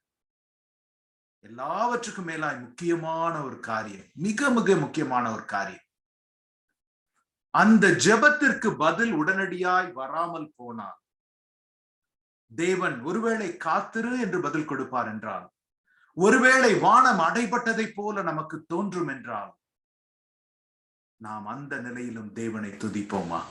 தேவனுக்கு நன்றி செலுத்துவோமா? அல்லது எவ்வளவு நாள் ஜெபிச்சுக்கிட்டே இருக்கேன், எவ்வளவு ஜெபிச்சுட்டேன், எவ்வளவு உபவாசம் இருந்து விட்டேன், என்னென்ன காரியங்கள் செய்து விட்டேன், ஒன்று நடக்கல, இதை இப்ப நாம் கேட்ட ஜெபத்திற்கு பதில் அந்த நேரத்துல நமக்கு கிடைக்கவில்லை என்றாலும், நாம் எதிர்பார்த்த பதில், எல்லா ஜெபத்திற்கும் தேவன் பதில் தருகிறார். ஆனால் நாம் எதிர்பார்த்த விதமாய் அந்த பதில் இல்லாமல் போனாலும் நம்முடைய மனநிலை அந்த நிலையில எப்படி இருக்கிறது? தேவனை துதிக்கிற ஒரு இருதயத்தை, தேவனை கனம் பண்ணுகிற ஒரு இருதயம் நமக்கு இருக்குமா? இவை எல்லாவற்றையும் யோசிக்கணும். இந்த ஜெபத்தை இன்று நாம் ஆராய்ந்து பார்க்கும் பொழுது, யாபேசனுடைய ஜெபத்தை நாம் புரிந்து கொண்டு பார்க்கும் பொழுது, இவை எல்லாம் சேர்ந்ததுதான் ஜெபம். வெறும் முழந்தால் படியிட்டு 5 நிமிடம் உறக்க கத்துவது ஜெபம் அல்ல. அல்லது 7 நாள் உபவாசம் இருந்து 8வது நாள் மிக மிக வாஞ்சையாய் வைராக்கியமாய் ஜெபித்து விட்டு மீண்டும் பழைய வாழ்க்கைக்கு திரும்பி செல்வது ஜெபம் அல்ல. ஜெபம் என்பது நாம் பார்த்த இவை எல்லாம் ஒன்று கூடினது. நம்முடைய வாழ்க்கையும் வார்த்தையும் எண்ணங்களும் நோக்கங்களும் சிந்தைகளும் ஒன்று கூடியதுதான் ஜெபம். ஜெபம் என்பது வெறும் வார்த்தைகள் மாத்திரம் அல்ல. ஆலயத்திலோ நம்முடைய தனி இடத்திலோ நாம் சொல்லுகிற வெறும் வார்த்தைகள் மாத்திரம் ஜெபம் அல்ல. வாழ்க்கையும் சகலமும் ஒன்று கூடியது ஜெபம். ஒரு விசை யாபேசனுடைய ஜெபத்தை நாம் தியானித்து பார்ப்போம். யாபேசனுடைய கேரக்டர் ஒரு பிளாஷ் கேரக்டர் மாதிரி. திடீர்னு ஒரு 2 நிமிஷம் அந்த கேரக்டர் வரும், அதுக்கப்புறம் அந்த கேரக்டர் எங்கேயுமே வராது. யாபேசை குறித்து வேறு எந்த பகுதியிலும் வேதத்துல எதுவும் சொல்லப்படவில்லை. யாபேசை குறித்து சொல்லப்பட்டிருக்கிறது எல்லாம் இந்த ஒரு வசனம் தான். ஒரே ஒரு இடத்துல, அதுவும் யாபேஸ் என்கிற மனிதனை குறித்தல்ல, யாபேஸ் என்கிற நகரத்தை குறித்து சொல்லி இருக்கிறது. இதே நாளாகமத்தின் புத்தகத்துல 2வது அதிகாரத்துல 55வது வசனத்துல வாஸ்து பாத்தீங்கன்னா, யாபேஸ் என்பது ஒரு scribe, the city of scribes என்று சொல்லி எழுதி இருக்கிறது. அது ஒரு நகரத்தை குறித்து சொல்லி இருக்கிறது. ஆனால் யாபேஸ் என்கிற ஒரு மனிதனை குறித்து வேறு எங்குமே சொல்லப்படவில்லை. இந்த ஒரே வசனத்துல யாபேஸ் வருகிறார். 2 வசனங்களில 9:10 அதற்கப்புறம் யாபேஸ் எங்குமே சொல்லப்படவில்லை. பாருங்க, அந்த நாளாகமத்துல நீங்கள் எடுத்து வாசிக்கும் பொழுது, அந்த 2 நாளாகமத்துல எடுத்து வாசிக்கும் பொழுது, ஆரம்பத்திலிருந்து இந்த வசனம் வரை, இந்த வசனத்திற்கு பின்பக்கம் இருக்கிறதெல்லாம் பாத்தீங்கன்னா பரம்பரை பெயர்களையும் வரலாறுகளையும் குறித்து எழுதி இருக்கும். ஒரு 500-1000 பெயர்கள் அதுல இருக்கும். வரிசையா சில நேரங்கள் அதை வாசிக்கும் பொழுது கூட எதுக்கு இவ்வளவு பேர், இது நான் தெரிஞ்சு நான் என்ன அவ்விதமா நினைக்கிற அளவுக்கு இவரை பெற்றார், இவரை பெற்றார், இவரை பெற்றார், இவருக்கு இத்தனை பிள்ளைங்க இருந்தாங்க, இத்தனை பொண்ணு, முழு ஜீனியாலஜி, பல அதிகாரங்கள் இந்த ஜீனியாலஜி தொடர்ந்து சென்று கொண்டிருக்கும். ஆனால் பாருங்க, அதற்கு மத்தியில ஆவியானவர் அந்த ஆயிரக்கணக்கான பெயர்களுக்கு மத்தியில ஆவியானவர் ஒரு பெயரை மாத்திரம் தனிப்படுத்தி அந்த ஒரு மனுஷன் ஜெபத்தை மாத்திரம் நமக்கு வெளிப்படுத்துவார் என்றால் அதற்கு நிச்சயமாய் ஒரு மேலான நோக்கமும் சிந்தையும் உண்டு. நான் என்னுடைய அந்த அமெரிக்க ஆலயத்துல அமெரிக்கர்கள் மத்தியில நான் பகிர்ந்து கொண்ட பொழுது கூட ஒரு சிறிய தியானமாய் தான் பகிர்ந்து கொண்டேன். அதற்கப்புறம் அதுல நான் இன்னும் ஆழமாய் நான் தியானித்து நான் ஜெபித்த பொழுது ஆவியானவர் பல காரியங்களை வெளிப்படுத்தினார். இந்த நாளில நம்ம எல்லாருடைய ஜெப வாழ்க்கையையும் ஒருபடி மேலே கொண்டு செல்லுவதற்கு, அவரை கிட்டி சேர்வதற்கு ஆவியானவர் இதை பயன்படுத்துவாராக. சோ எல்லாவற்றுக்கும் மத்தியிலும் ஒரு தனி மனிதனையும் அவனுடைய ஜெபத்தையும் அவனை குறித்தான வேறு எந்த காரியங்கள் இன்னும் சொல்லாத பொழுது ஆவியானவர் எடுத்து நமக்கு அந்த இடத்துல நமக்கு காட்டி இருக்கிறார். There must be a reason. There must be a reason why Holy Spirit does that. யாபேசனுடைய குணாதிசயங்களை குறித்து இந்த 2 வசனங்களிலே அறிந்து கொள்ளுகிறோம். அவனுடைய ஜெபமும் அவனுடைய வாழ்க்கையும் கர்த்தருக்கு பிரியமுள்ளதா இருந்தது. கர்த்தருக்கு பிரியமுள்ளதா இருந்தது. முதலாவது காரியம், யார் யாபேஸ்? யாபேஸ் என்பவன் யார்? பாருங்க, நமக்கு கொடுக்கப்படுகிற முதல் வசனம், யாபேசை குறித்து சொல்லப்படுகிற முதல் காரியம் என்ன சொல்லப்பட்டிருக்கிறது என்றால், அந்த 9வது வசனத்துல நாம் வாசிக்கிறோம், ஒரு மனுஷனை குறித்து முதல் காரியம் ஆவியானவர் சொல்லுகிறார், யாபேஸ் தன் சகோதரரை பார்க்கிலும் கனம் பெற்றவனாயிருந்தான். முதல் அதிகாரம். இன்றைக்கு உங்களை குறித்தும் என்னை குறித்தும் ஆவியானவர் சாட்சி கொடுப்பார் என்றால், வேதத்தை எழுதினது ஆவியானவர், மனுஷரை கொண்டு எழுதி இருக்கிறார். இதுல இருக்கிற ஒவ்வொரு வசனமும் ஆவியானவரால் புடமிடப்பட்டது. உங்களை குறித்தும் என்னை குறித்தும் ஆவியானவர் சாட்சி கொடுப்பார் என்றால் என்ன சாட்சி கொடுப்பார்? யாபேசை குறித்து அவர் சொல்லுகிறார், யாபேஸ் தன் சகோதரர்களில் எல்லாரையும் விட கனம் பெற்றவனாய் இருந்தான் என்று வேதம் சொல்லுகிறது. அதற்கு இம்மீடியட்டா அதுக்கு அடுத்த காரியம் என்ன சொல்லுகிறது பாருங்க. ஆவியானவர் நமக்கு யாபேசை குறித்து சொன்னது ஒரு காரியம். அடுத்தது ஆவியானவர் இந்த உலகம் யாபேசை குறித்து என்ன சொன்னது என்பதை நமக்கு வெளிப்படுத்துகிறார். He causes pain. He makes sorrowful. அதுவும் தன்னுடைய சொந்த தாய் கிட்ட இருந்தே எப்படி இருக்கும் யோசிச்சு பாருங்க. அவன் தாய் நான் துக்கத்தோட இவனை பெற்றேன் என்று சொல்லி அவனுக்கு யாபேஸ் என்று பெயரிட்டார். உலகத்துல யார் நம்மை காயப்படுத்தினாலும் நாம் அதிகமாய் நேசிக்கிறவர்கள் நம்மை காயப்படுத்தும் பொழுது அதனுடைய வலி அதீதமாய் இருக்கும். நம் எதிரி நம்மை வெட்டினாலும் பரவாயில்ல, ஆனா நமக்கு நெருங்கின ஒரு சிநேகம், ஒரு நண்பன், ஒரு உறவினர் நம்மை காயப்படுத்தும் பொழுது ரொம்ப வேதனையா இருக்கும். யாபேசனுடைய சொந்த தாய் நான் துக்கத்தோட இவனை பெற்றேன் என்று சொல்லி அவனுக்கு துக்கம் என்று பெயரிடுகிறான். இவன் பிறருக்கு துக்கத்தை வருவிக்கிறவன், இவன் வேதனையை வருவிக்கிறவன், இவன் வலியை வருவிக்கிறவன் என்று தன்னுடைய சொந்த தாய் பெயரிடுகிறான். எவ்வளவு ஒரு வேதனையான காரியம் யோசித்து பாருங்க. யாபேஸ் இந்த இடத்துல ஒரு வாலிபன், ஒரு அடல்ட், ஒரு வளர்ந்து நிற்கிற ஒரு வாலிபன், தன்னுடைய வாழ்நாளில் எல்லாம் தன்னுடைய பள்ளி நாட்கள், தன்னுடைய மற்ற எல்லா நாட்கள், தன்னுடைய நண்பர்கள், உறவினர்கள், அவன் வேலைக்கு சென்ற இடங்கள் எல்லாவற்றிலும் எவ்வளவு அவனை ஒரு ரெடிக்யூல் பண்ணி, ஒரு கேலி பண்ணி, இந்த ஒரு துக்கத்தை கொண்டு வர்றவன் வர்றான்டா, வேதனையை கொண்டு வருகிறவன் வருகிறான், வலியை கொண்டு வருகிறவன் வருகிறான். எவ்வளவு ஒரு வலியையும் வேதனையையும் யாபேஸ் அனுபவித்திருக்க கூடும். ஆனால் ஆவியானவர் அவனை குறித்து சாட்சி சொல்லுகிறார். யாபேஸ் தன் சகோதரர்கள் எல்லாரிலும் கனம் பெற்றவனாய் இருந்தார். அது உலகத்தின் கனம் அல்ல. ஏன்னா உலகத்திற்கு அப்படி கனம் கொடுக்க தெரியாது. குத்தி பார்க்க தெரியும், பழித்து பேச தெரியும். பாருங்க, ஆவியானவருடைய சாட்சி ஒரு மனிதனை குறித்தும் உலகத்தின் சாட்சி ஒரு மனிதனை குறித்தும் எவ்விதமா இருக்கிறது என்பதை பாருங்கள். எனக்கு ஒரு நல்ல ஒரு தோழி ஒருவர் உண்டு. அவங்க பகிர்ந்து கொண்ட ஒரு காரியம் என்னை மிக மிக அதிகமாய் இருதயத்துல காயப்படுத்தினது. ஒரு முறை அவங்க சவுத் ஈஸ்ட் ஏஷியால ஒரு ஐலண்ட் நேஷன், ஒரு தீவில் இருந்து அவங்களுடைய குடும்பம். அந்த சகோதரி ஒரு முறை சொன்னாங்க, எங்களுடைய வீட்டுல ஒரு தீவுல ஒரு தீவுல இருந்து வந்திருக்கிறாங்க. அவங்க ஒரு அந்த கம்ப்ளீட் அந்த இந்தோனேஷியா பக்கத்துல இருக்கிற ஒரு தீவுல இருந்து வந்திருக்கிறாங்க. அவங்க சொன்னாங்க, நாங்கள் 4 பெண்கள் ஒரு பையன் என்னுடைய தகப்பனா இருக்கு. 4 பெண்கள் ஒரு பையன். எங்க அப்பா நாங்க பிறந்ததுல இருந்து வாழ்நாள் கடைசி வரைக்கும் எங்களுக்கு என்ன திரும்ப சொல்லிக்கிட்டே இருப்பாரு. அவ்வளவு வேதனையா, அதை கேட்கும் போதெல்லாம் எனக்கு வேதனையா இருக்கும். நான் 4 முறை தோற்று போனேன், 5வது முறை ஜெயித்தேன் என்று. எங்க 4 பெண் குழந்தைகளையும் பார்க்கும் போதெல்லாம் அவர் சொல்லுவார், நான் 4 முறை தோற்று போனேன், 5வது முறை ஜெயித்தேன் என்று தன்னுடைய மகனை குறித்து அவ்வளவு பெருமையாய் பேசுவார். என் சிறு வயதிலிருந்தே இதை கேட்டு கேட்டு கேட்டு நான் அடைந்த வேதனைக்கும் நான் அடைந்த மன உளைச்சலுக்கும் ஒரு எல்லையே இல்லை. அந்த வெறி என்னை அதிகமாய் உழைக்க தூண்டியது, படிக்க தூண்டியது. இன்றைக்கு அந்த சகோதரி Stanford finance graduate and she is in a very good position and எல்லாவற்றிலும் இன்றைக்கு அவர்களுக்கு குழந்தைகள், அவர்களுக்கு எல்லாம் இருக்கிறது. அவங்க சொன்னாங்க, என் தந்தை இடத்திலிருந்து என் பிள்ளைகளை நான் எப்படி நடத்தக்கூடாது என்பதை நான் கற்றுக்கொண்டேன். ஆனாலும் இந்த நாளிலும் என்னுடைய அப்பா இந்த நாளில எங்களை மாறி நான் இவ்வளவு உயர்ந்த நிலைக்கு வந்ததுக்கு பின்பாய், நான் குடும்பத்தை முன்னேற்றினதற்கு பின்பாய் அன்பாய் பாசமாய் இருக்கிறார். ஆனாலும் சிறு வயதிலே இருதயத்திலே ஏற்பட்ட அந்த வடு இந்த நாளிலும் நினைக்கும் பொழுது எனக்கு கண்ணீர் வந்து விடும் என்று அந்த சகோதரி சொன்னார். யாபேசனுடைய வாழ்க்கை அப்படிப்பட்டது. தன்னுடைய சொந்த தாயினாலே ஒரு வேதனை என்று முத்திரை குத்தப்பட்டவன், பிறருக்கு வேதனையை வருவிக்கிறவன் என்று முத்திரை குத்தப்பட்டவன் யாபேசனுடைய வாழ்க்கை.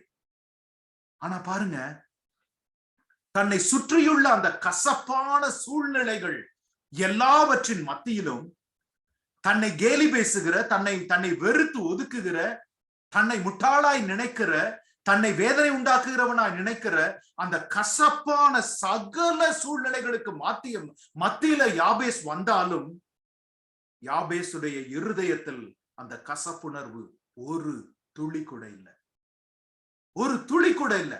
அப்படி இருந்திருந்தால் வேதம் அவனை குறித்து தன் சகோதரர் எல்லாரை பார்க்கிலும் கனம் பெற்றவன் என்று ஒரு நாளும் ஆவியானவர் சாட்சி கொடுக்க மாட்டார்.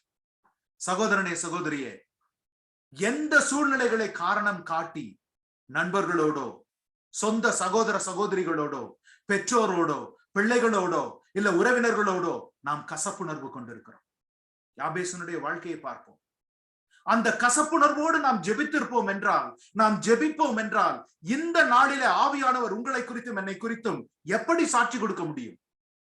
எப்படி சாட்சி கொடுக்க முடியும்? மற்ற எல்லாரை பார்க்கிலும் இவள் என் மகள் கனம் பெற்றவள், மற்ற எல்லாரை பார்க்கிலும் என் மகன் கனம் பெற்றவன் என்று எப்படி சாட்சி கொடுக்க முடியும்?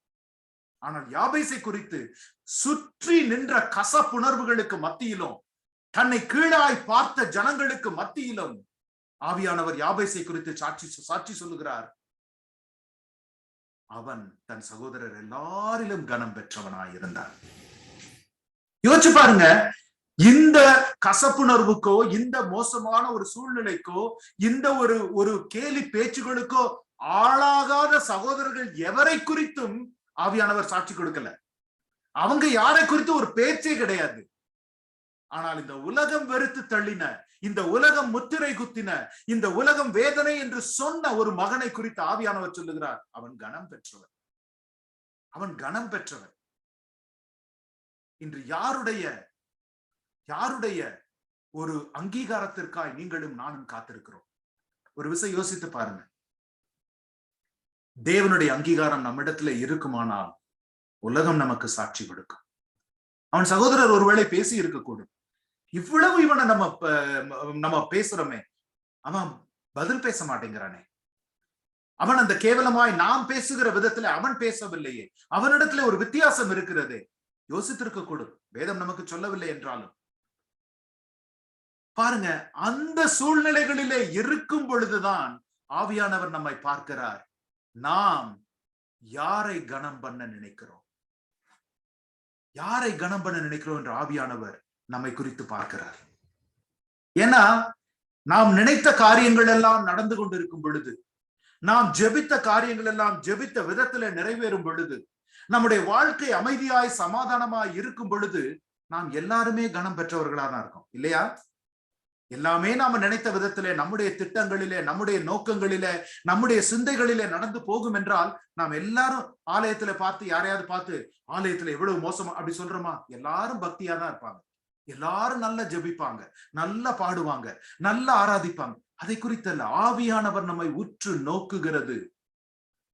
ஆலயத்தை விட்டு வெளி வந்து இந்த உலகத்திலே நாம் நடக்கும் பொழுது, இந்த உலகம் நம்மேல் கற்களை வீசும் பொழுது, இந்த உலகம் நம்மை இழித்து பேசும் பொழுது, இந்த உலகம் நம்மை முத்திரை குத்தும் பொழுது, அது சொந்த குடும்பமோ அல்லது நண்பர்களோ சகோதர சகோதரிகளோ அல்லது உறவினர்களோ நம்மை இழித்து பேசும் பொழுது, நாம் தேவனுக்கு சாட்சி கொடுக்கிற விதமாய் நம்முடைய வாழ்க்கையில எழும்பி நிற்கிறோமா என்பதுதான் நம்முடைய கேரக்டர். அதுதான் நம்முடைய சுபாவம், அதுதான் நம்முடைய உண்மையான சுபாவம்.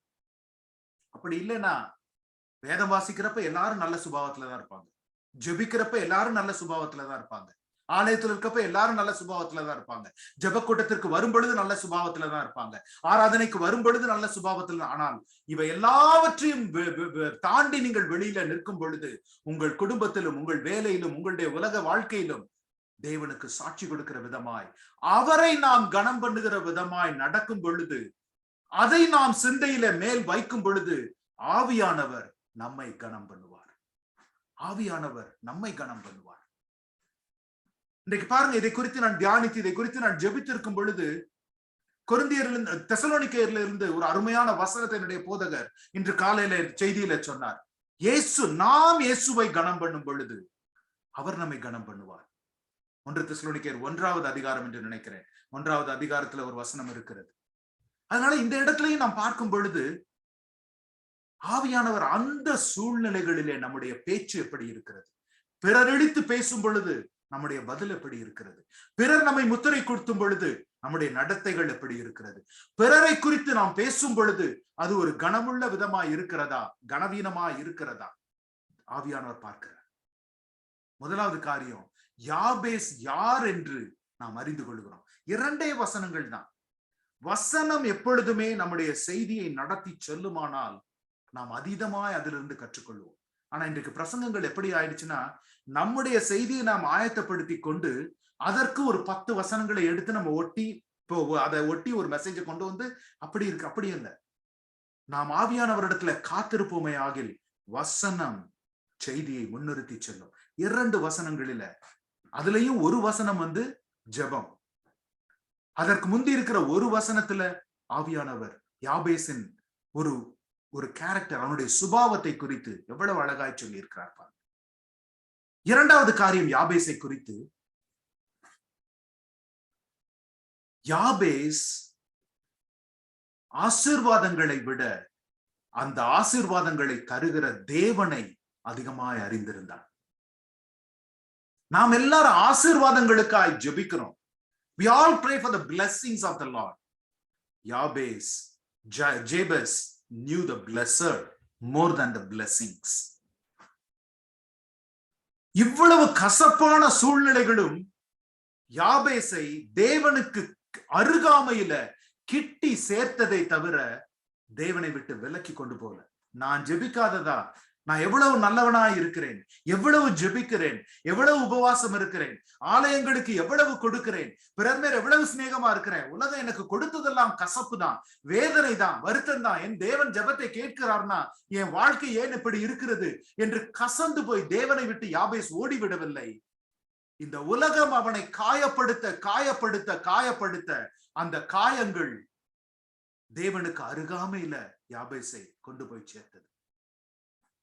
The more the curses, the more Jabez drew close to the one who turns the curses into blessings.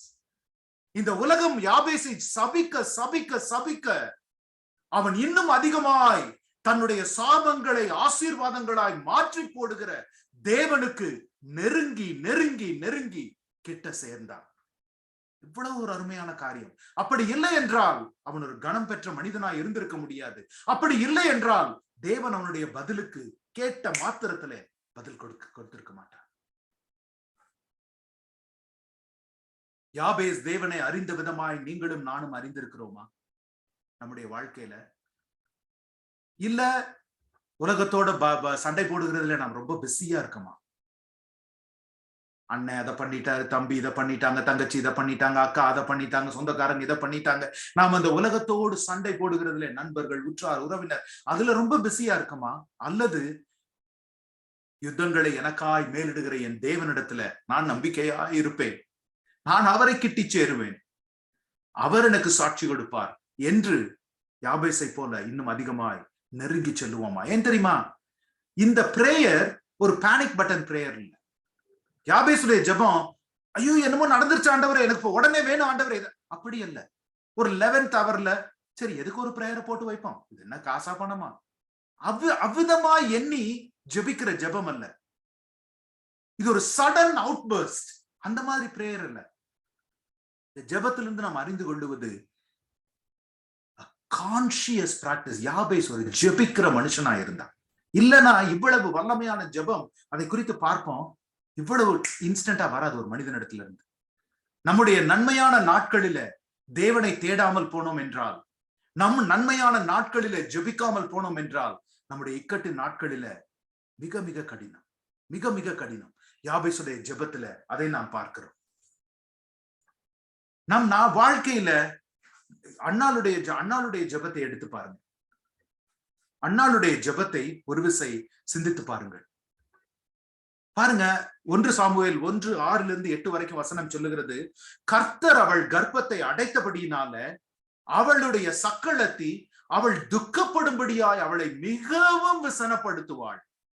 அவள் கர்த்தருடைய ஆலயத்திற்கு போகும் சமயத்தில் அவன் வருஷந்தோறும் அந்த பிரகாரமாய் செய்வாள். இவள் அவளை மனமடி வாக்குவாள்.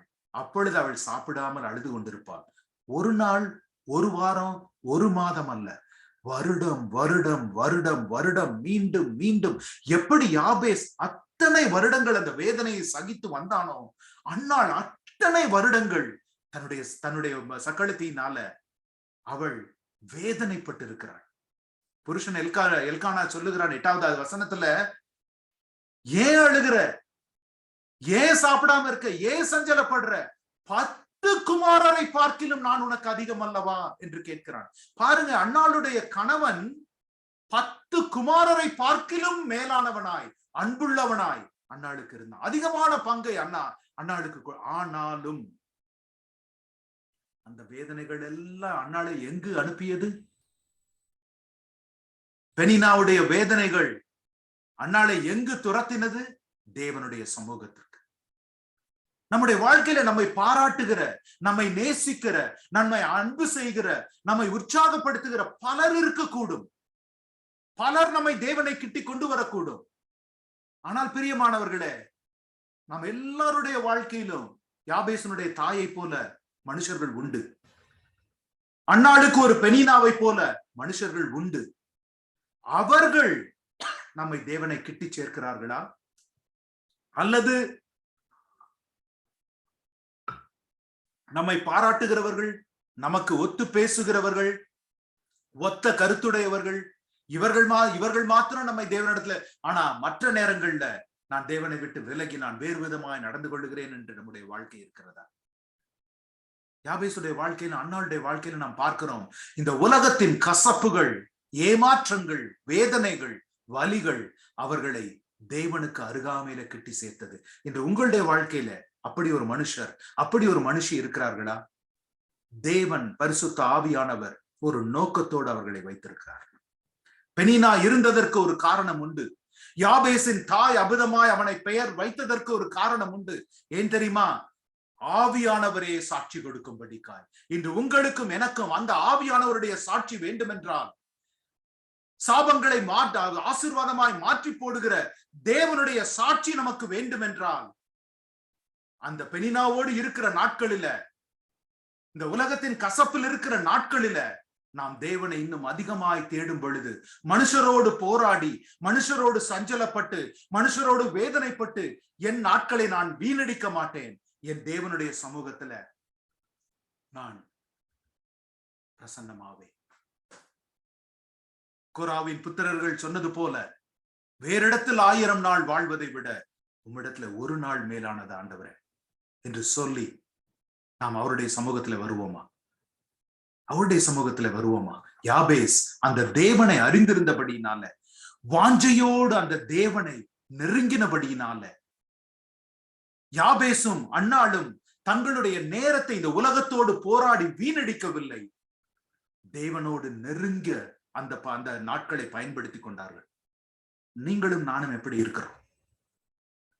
யாபேஸ் அறிந்திருந்தான், அன்னாள் அறிந்திருந்தாள், என்னுடைய பலனை இந்த உலகம் பலவீனப்படுத்துகிறது, என்னை பலப்படுத்துகிறவரை நான் அறிந்திருக்கிறேன், என்னை பலப்படுத்துகிறவரை நான் அறிந்திருக்கிறேன். அதே காரியம் தானே தாவீதிடத்திலும் வாசிக்கிறோம். தாவீது 1 சாமுவேல் 30 சொல்லுகிறார், குறிப்பா இந்த 6வது வசனத்துல கடைசியில சொல்லுகிறார், தாவீது தேவனாகிய கர்த்தருக்குள்ள தன்னை திடப்படுத்தி கொண்டான். ஏன் தெரியுமா? அவனோடு உடனிருந்து, இவ்வளவு போராட்டங்களிலும் உடனிருந்தவர்கள் தாவீதை கல்லெறிந்து கொல்ல எத்தனப்பட்டார்கள். தாவீது பெலிஸ்தியரின் ராஜாவிடத்திலே சென்று, நான் உங்களுக்காய் போரிடுகிறேன் என்று சொன்ன பொழுது, உன்னை நம்ப முடியாது, நீ பெலிஸ்தியன் ஆகிய கோலியாத்தை கொன்று முடித்தவன், உன்னை எப்படி நம்ப முடியும் என்று வெறுத்து தள்ளப்பட்டு உதாசீனப்படுத்தப்பட்டு ஓடி வருகிறான். வரும் பொழுது சிக்லாகிலே உடனிருந்தவர்கள் கல்லெறிந்து கொல்ல எத்தனப்படுகிறார்கள்.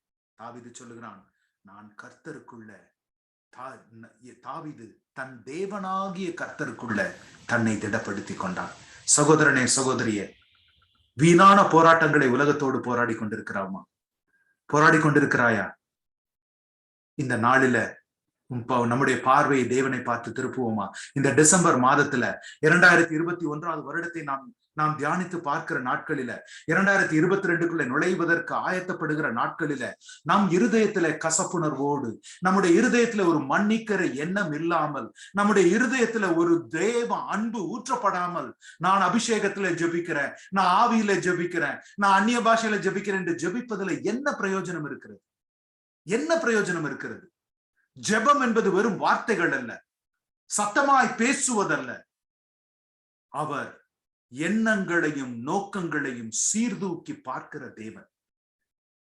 ஜெபம் வெறும் வார்த்தையா மாத்திரம் இருக்குமானால், சொல்லி இருக்கும் வேதம், அவர் நீளமாய் ஜெபித்தார், அதுல 1000 வார்த்தைகள் இருந்தது. இவர் சத்தமாய் ஜெபித்தார், இது நல்ல சத்தமா, இந்த டெசிபல், அப்படியா வேதம் சொல்லுகிறது? அவர் எண்ணங்களையும் நோக்கங்களையும் சீர்தூக்கி பார்க்கிறவர். அன்னாளின் எண்ணமும் நோக்கமும் தேவனை பற்றினதா இருந்தது. யாபேசின் எண்ணமும் நோக்கமும் தேவனை பற்றினதா இருந்தது. இன்று உங்களுடைய நோக்கமும் என்னுடைய நோக்கமும் ஜெபிக்கிற வேளையில யாரை பற்றினதா இருக்கிறது? உலகத்தின் கசப்பு நம் எண்ணங்களை மேலிட்டு இருக்கிறதா? உலகத்தின் வெறுப்பு நம்முடைய எண்ணங்களை மேலிட்டு இருக்கிறதா? பிறரை மன்னிக்காத இருதயம் நம்மிடத்துல இருக்கிறதா? எப்படி நம்முடைய ஜெபம் கேட்கப்படும்? எப்படி நம்முடைய ஜெபம் கேட்கப்படும்? நம்முடைய வாழ்க்கையின் தடங்கல்களை, இடைஞ்சல்களை எப்படி நாம் சந்திக்கிறோம்? இப்போ தெரிகிறதா ஏன் யாபேஸ் தன் சகோதரர் எல்லாரை பார்க்கிலும் கனம் பெற்றவனாய் இருந்தான் என்று வேதம் அவனை குறித்து சாட்சி சொல்லுகிறது என்று.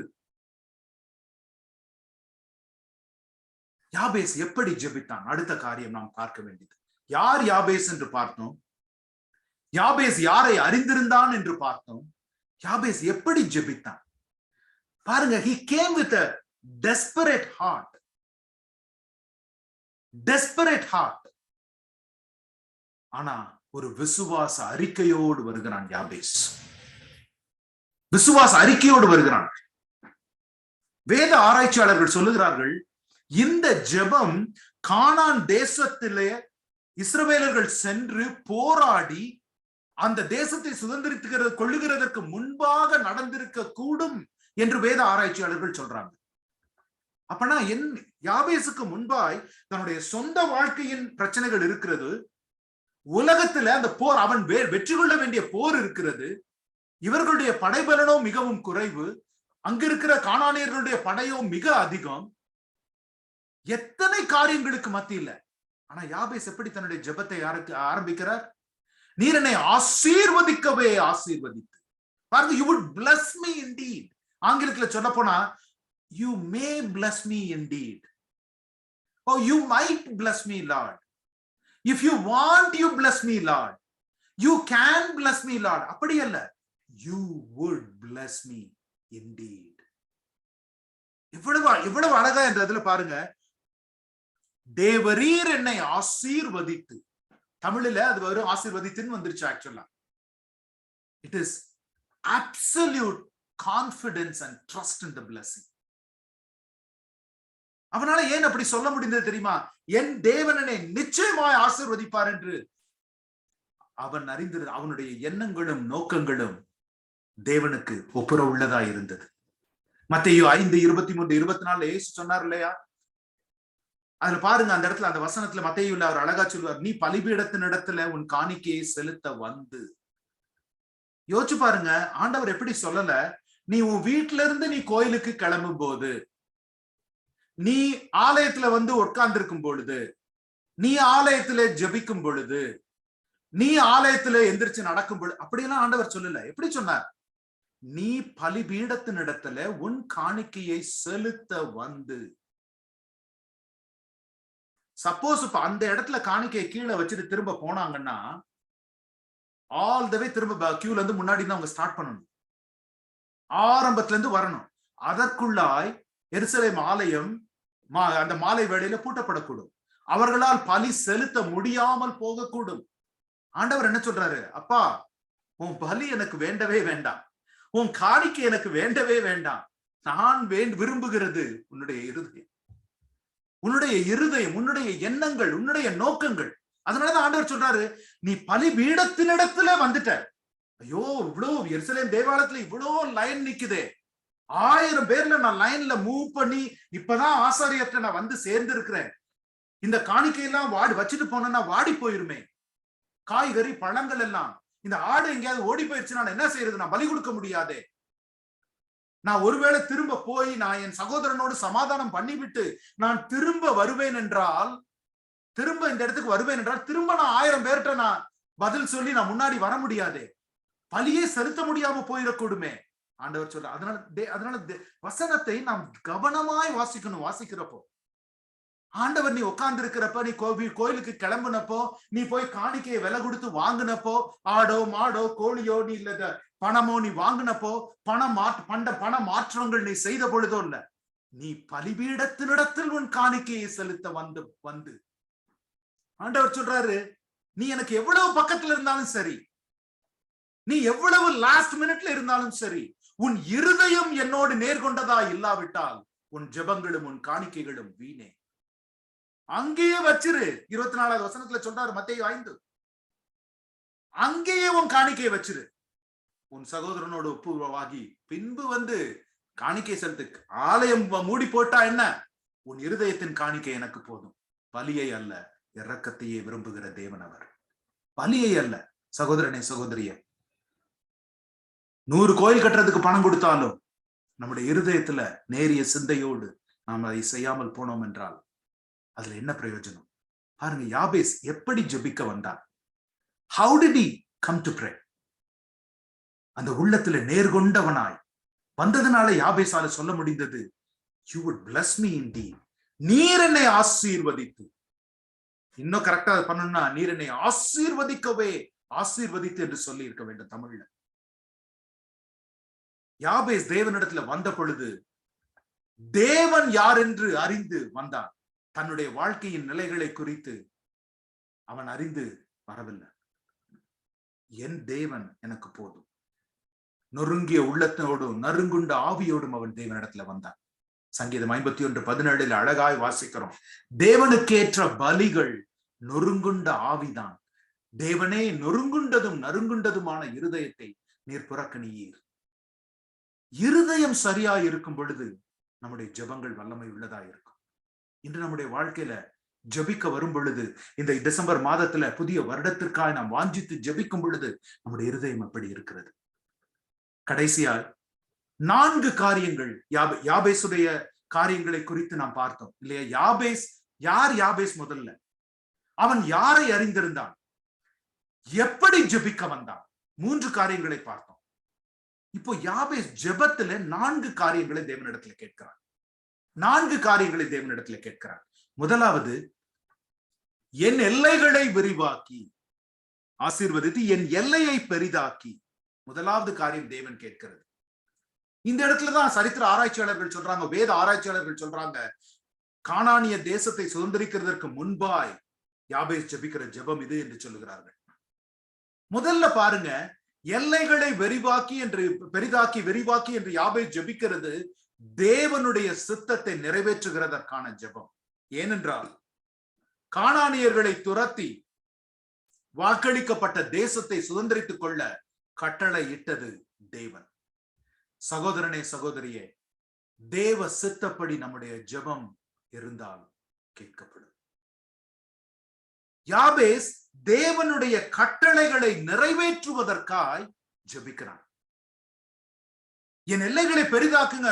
ஏனென்றால் ஒரு புதிய ஏற்பாடுல நாம் வாசிக்கிறோம் இல்லையா, எவ்வளவு விளைந்திருக்கிறது, என் களஞ்சியங்களை இடித்து நான் பெரிதாய் கட்டுவேன். அது மாதிரி அல்ல. இயேசுவானவன் முட்டாளே, வேதம் சொல்லுகிறது, இன்று இரவே உன்னுடைய ஜீவன் உன்னிடத்தில் எடுக்கப்படும். இதெல்லாம் யாருக்கு போகும்? இயேசுவானவர் உவமையிலே சொன்னார். யாபேஸ் ஜெபிக்கிறது, தேவனே, உம்முடைய சித்தத்தை நான் நிறைவேற்ற, நீர் கானானியரை துரத்தி வாக்களிக்கப்பட்ட தேசத்தை சுதந்திரித்துக் கொள்ளும்படிக்காய் நீர் எனக்கு கொடுத்த கட்டளைகளை நிறைவேற்ற நான் ஜெபிக்கிறேன் என்று யாபேஸ் ஜெபிக்கிறார். ஒருவேளை இது அந்த நேரத்துல ஜெபிக்கப்பட்ட ஜெபமா இல்லாம கூட இருக்கலாம். ஏன்னா அது சரித்திரபூர்வமா இன்னும் ஆனா ஒரு சில சரித்திர ஆராய்ச்சியாளர்கள் சொல்லுகிறாங்க, ஈவன் அதர்வைஸ் தன்னுடைய சொந்த வாழ்க்கையின் கசப்புகளுக்கு மத்தியில யாபேஸ் வந்திருந்தாலும் என் எல்லைகளை விரிவாக்குங்கள் என்று அவன் ஜெபிக்கும் பொழுது அது ஒரு கனமுள்ள ஜெபமா இருந்ததற்கு காரணம், யாபேசனுடைய வாழ்க்கை ஏற்கனவே கனமுள்ளதா இருந்தது, தேவனை மகிமைப்படுத்துகிறதா இருந்தது. அவன் கோபத்திலோ வெறுப்பிலோ பழிவாங்குகிற உணர்விலோ தேவ சமூகத்துக்கு வரல. ஒரு கனம் பெற்ற மனிதனாய், தேவனை கனம் பண்ணுகிற மனிதனாய் அந்த இருதயத்தோடு தேவ சமூகத்திற்கு வருகிறார். சகோதரனே சகோதரியே, உன்னுடைய ஜெப வாழ்க்கைக்கும் என்னுடைய ஜெப வாழ்க்கைக்கும் உள்ள பெரிய கேள்வி, நம்முடைய ஜெபங்கள் எவ்விதமாய் தேவ சித்தத்தை நிறைவேற்றுகிறது, தேவ நோக்கத்தை நிறைவேற்றுகிறது, தேவனுடைய அழைப்பை நிறைவேற்றுகிறது, எவ்விதமாய் அது நிறைவேற்றுகிறது. தேவன் இந்த நாளில, இந்த இன்ஸ்டன்ட் மொமெண்ட்ல நீங்களும் நானும் ஜெபிக்கிற ஜெபத்திற்கு பதில் தருவார் என்றால் அது எவ்விதமாய் அவரை கனம் பண்ணும், எவ்விதமாய் அவரை கனம் பண்ணும். 2022 நீங்கள் எதற்கு வாஞ்சையாய் ஜெபித்துக் கொண்டிருக்கிறீர்கள் என்பதை நான் அறியாதிருக்கிறேன், ஆவியானவர் அறிந்திருக்கிறார்.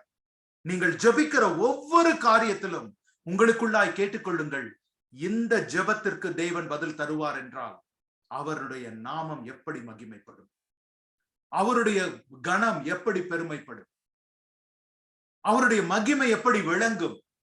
அதற்கு நான் சாட்சியாய் இருப்பேனா, அல்லது இந்த ஆசீர்வாதத்தில் என்னை நான் இழந்து போவேனா? நாம் சிந்திக்கணும். நம்முடைய ஆவிக்குரிய எல்லைகள் விரிவாகாமல் நம்முடைய உலகத்தின் எல்லைகள் விரிவானால் அந்த ஆசீர்வாதத்திலே நம்மை நாம் இழந்து போவோம். நம்முடைய உலகத்தின் எல்லைகளுக்காய் நாம் வாஞ்சித்து ஜெபிக்கிற அளவு நம்முடைய ஆவிக்குரிய எல்லைகள் விரிவாகும்படிக்காய் பெரிதாகும்படிக்காய் நாம் ஜெபிக்கிற பொழுது தேவன் கனம் பண்ணுவார். அந்த கிடைக்கிற ஆசீர்வாதங்களை எப்படி கையாள்வது என்பதை தேவன் நமக்கு கற்றுக் கொடுப்பார். தேவன் நமக்கு கற்றுக் கொடுப்பார். உங்களுடைய ஆவிக்குரிய எல்லைகள் எப்படி இருக்கிறது? அபிஷேகத்தை குறித்து என்ன வாஞ்சை இருக்கிறது உங்களுடைய இருதயத்துல?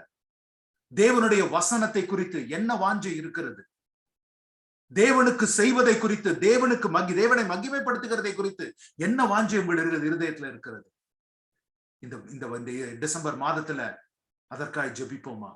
என் ஆவிக்குரிய எல்லைகளை பெரிதாக்க ஆண்டவரே, நீர் கொடுக்க போகிற அந்த ஆசீர்வாதங்களை சுதந்திரித்துக் கொண்டு இன்னும் உம்மை கிட்டி சேருகிற அளவுக்கு என் ஆவிக்குரிய எல்லைகளை நீர் பெரிதாக்கும் ஆண்டவரே என்று ஜெபிப்போமா?